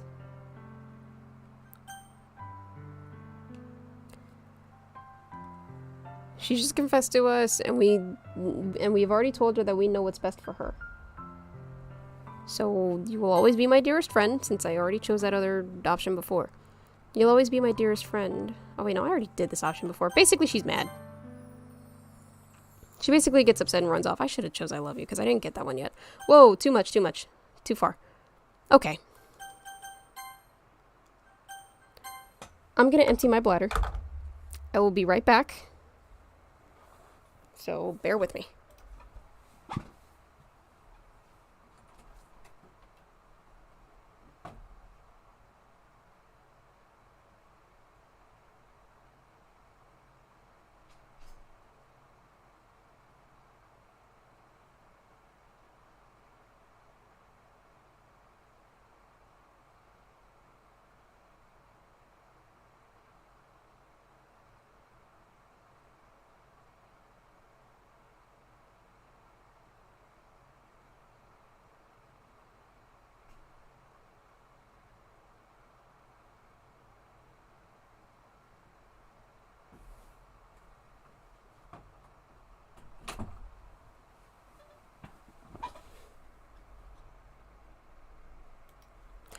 Okay, I have returned. Sorry about that. Okay, once again, I reiterate. Trigger fucking warning. I am not fucking around. This is your last chance to turn away. Let's go. The banner Yuri and I painted is dry, and I gently roll it up to take with me. She sends me a pleasant text reminding me not to forget anything, and I reassured her. Funny enough, I probably feel the same way as Natsuki about the event. I'm more excited for it to be over so I could spend time with Sayori and Yuri at the festival. But knowing Monica, I'm sure the event will be great too. There's no music playing in the background. Love that. Tammie, you're the first one here. Thanks for being early. That's funny. I thought at least Yuri would be here by... No, that's me. That's funny. I thought at least Yuri would be here by now. Monica's placing little booklets on each of the desks in the classroom. They must be the ones she prepared that have all the poems for performing. In the end, I found a random poem online that I thought Monica would like and submitted it. So that's the one I'll be performing. I'm surprised you didn't bring Sayori with you. Yeah, she overslept again. That dummy. You'd think on days this important she'd try a little harder. I say that, but suddenly remember what Sayori told me yesterday. And I suddenly feel awful knowing it's not that simple for her. I only said that because it's the way I'm used to thinking. But maybe I should have gone to wake her up after all. You should take a little more responsibility for her, Tammie. I mean, after your exchange with her yesterday, you kind of left her hanging this morning, you know? Monica? Monica. Monica. Exchange? Monica, you know about that? Of course I do. I'm the club president after all. But, I stammer, embarrassed. Did Sayori really tell her about it that quickly? About how I basically turned down her confession? That makes me seem like the bad guy here. But I'm the one who knows what's best for her, right? Jeez. You don't know the full story at all, so... Don't worry. I probably know a lot more than you think. Monica! Eh? Monica was being as friendly as usual, but for some reason I felt a chill down my spine after hearing that. Hey, do you want to check out the pamphlets? They came out really nice. Yeah, sure. I grabbed one of the pamphlets laid out on the desks. On the desks. What the fuck? Desk. Desk. La la la. Oh yeah, they really did. Something like this will definitely help people take the club more seriously. Yeah, I thought so too. I flipped through the pages. Each member's poem is neatly printed on its own page, giving it an almost professional feel. I recognized Natsuki and Yuri's poems from the ones they performed during the practice. What's this? I flipped to Sayori's poem. It's different from the one she practiced. It's one I haven't read before. Get out of my head times 100. Get out of my head before I do what I know is best for you. Get out of my head before I listen to everything she said to me. Get out of my head before I show you how much I love you. Get out of my head before I finish writing this poem. But a poem is never actually finished. It just stops moving. What is this? Reading this poem, I get a pit in my stomach. Tammie? What's wrong? Nothing. This poem feels completely different from everything else Sayori's written. But more than that. I changed my mind. I'm gonna go get Sayori, so... Well, alright. Try not to take too long, okay? I quickly leave the classroom. Don't strain yourself. Monica calls out after me. I quicken my pace. What was I thinking? I should have tried a bit harder for Sayori. It's not a big deal to at least wait for her or help her wake up. Even the simple gesture of walking her to school makes her really happy. Besides, I told her yesterday that things will be the same as they always have been. That's all she needs and what I want to give to her. I reach Sayori's house and knock on the door. I don't expect an answer since she's not picking up her phone either. Like I said, I open the door and let myself in. Sayori? She really is a heavy sleeper. I swallow. I can't believe I ended up doing this after all. Waking her up in her own house. Isn't that more like something a boyfriend would do? In any case, it just feels right.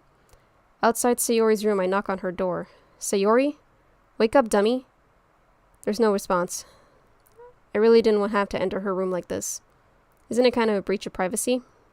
But she really leaves me no choice. I gently open the door.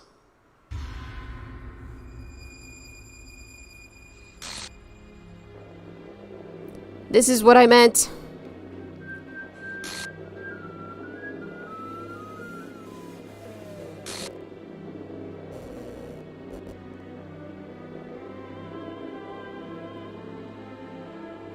Jesus fucking Christ. Whew. What the hell? What the hell? Is this a nightmare? It has to be. This isn't real. There's no way this can be real. Sayori wouldn't do this. Everything was normal up to a few days ago. That's why I can't believe what my eyes are showing. I suppressed the urge to vomit. Just yesterday, I told Sayori I would be there for her. I told her I know what's best and that everything will be okay. Then why? Why would she do this? How could I be so helpless? What did I do wrong? Turning down her confession? That had to have been what pushed her over the edge. Her agonizing scream still echoes in my ears. Why did I do that to her when she needed me the most? Why was I so selfish? It's my fault. My swarming thoughts keep telling me everything I could have done to prevent this. If I just spent more time with her, walked her to school, and gave her what I know she wanted out of our relationship, then I could have prevented this. I know I could have prevented this. Screw the literature club. Screw the festival. I just lost my best friend, someone I grew up with. She's gone forever now. Nothing I do can bring her back. This is some game where I can reset and try something different. Can I? Oh, that's way far back, though. I'll have to experiment that at some other time. I had only one chance and I wasn't careful enough, and now I'll carry this guilt with me until I die. Nothing in my life is worth more than hers. But I still couldn't do what she needed from me, and now I can never take it back. Never, never, never, never, never.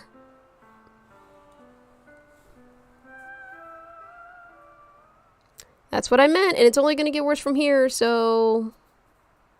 yeah.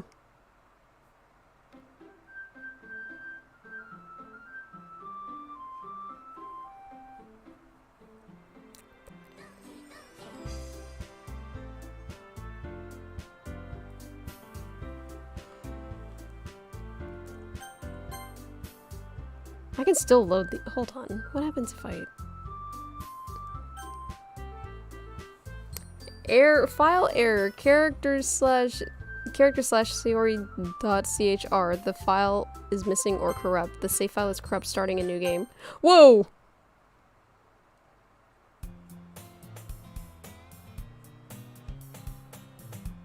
I see an annoying girl running toward me from the distance, waving her arms in the air like she's totally- can I save it?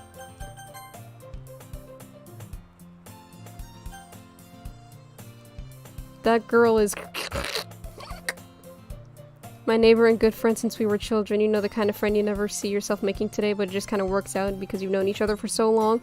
We used to walk to school together on days like this, but starting around high school, she would oversleep more and more frequently. I would get tired of waiting up, but she's going to chase me like this. I almost feel better off running away.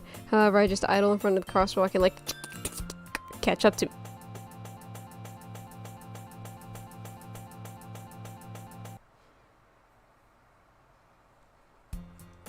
Oh boy! Oh shit. Well, Monica! Jesus Christ! Holy fuck. Okay, we didn't miss anything.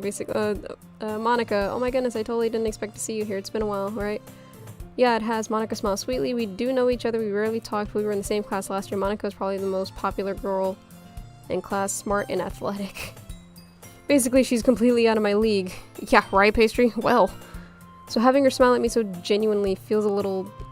Why did you come in here for anyway? Oh, I can just...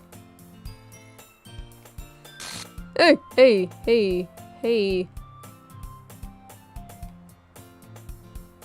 How far can I go? Because apparently I can skip through basically the rest of this. I'm just gonna save it here. Twice. And I'm gonna stop stream here.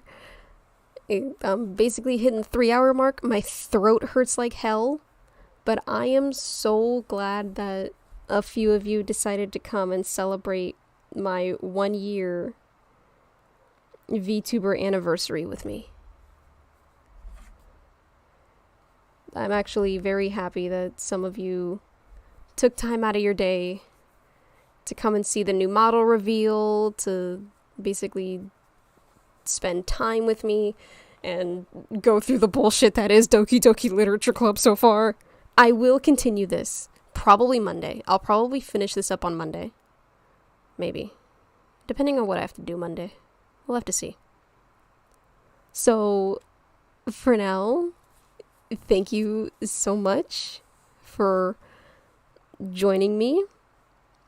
Streams will continue on Monday.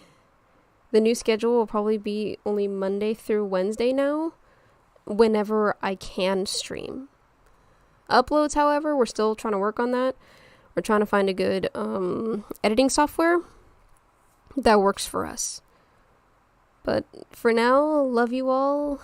Stay sweet and enjoy this little ending clip one last time before it changes.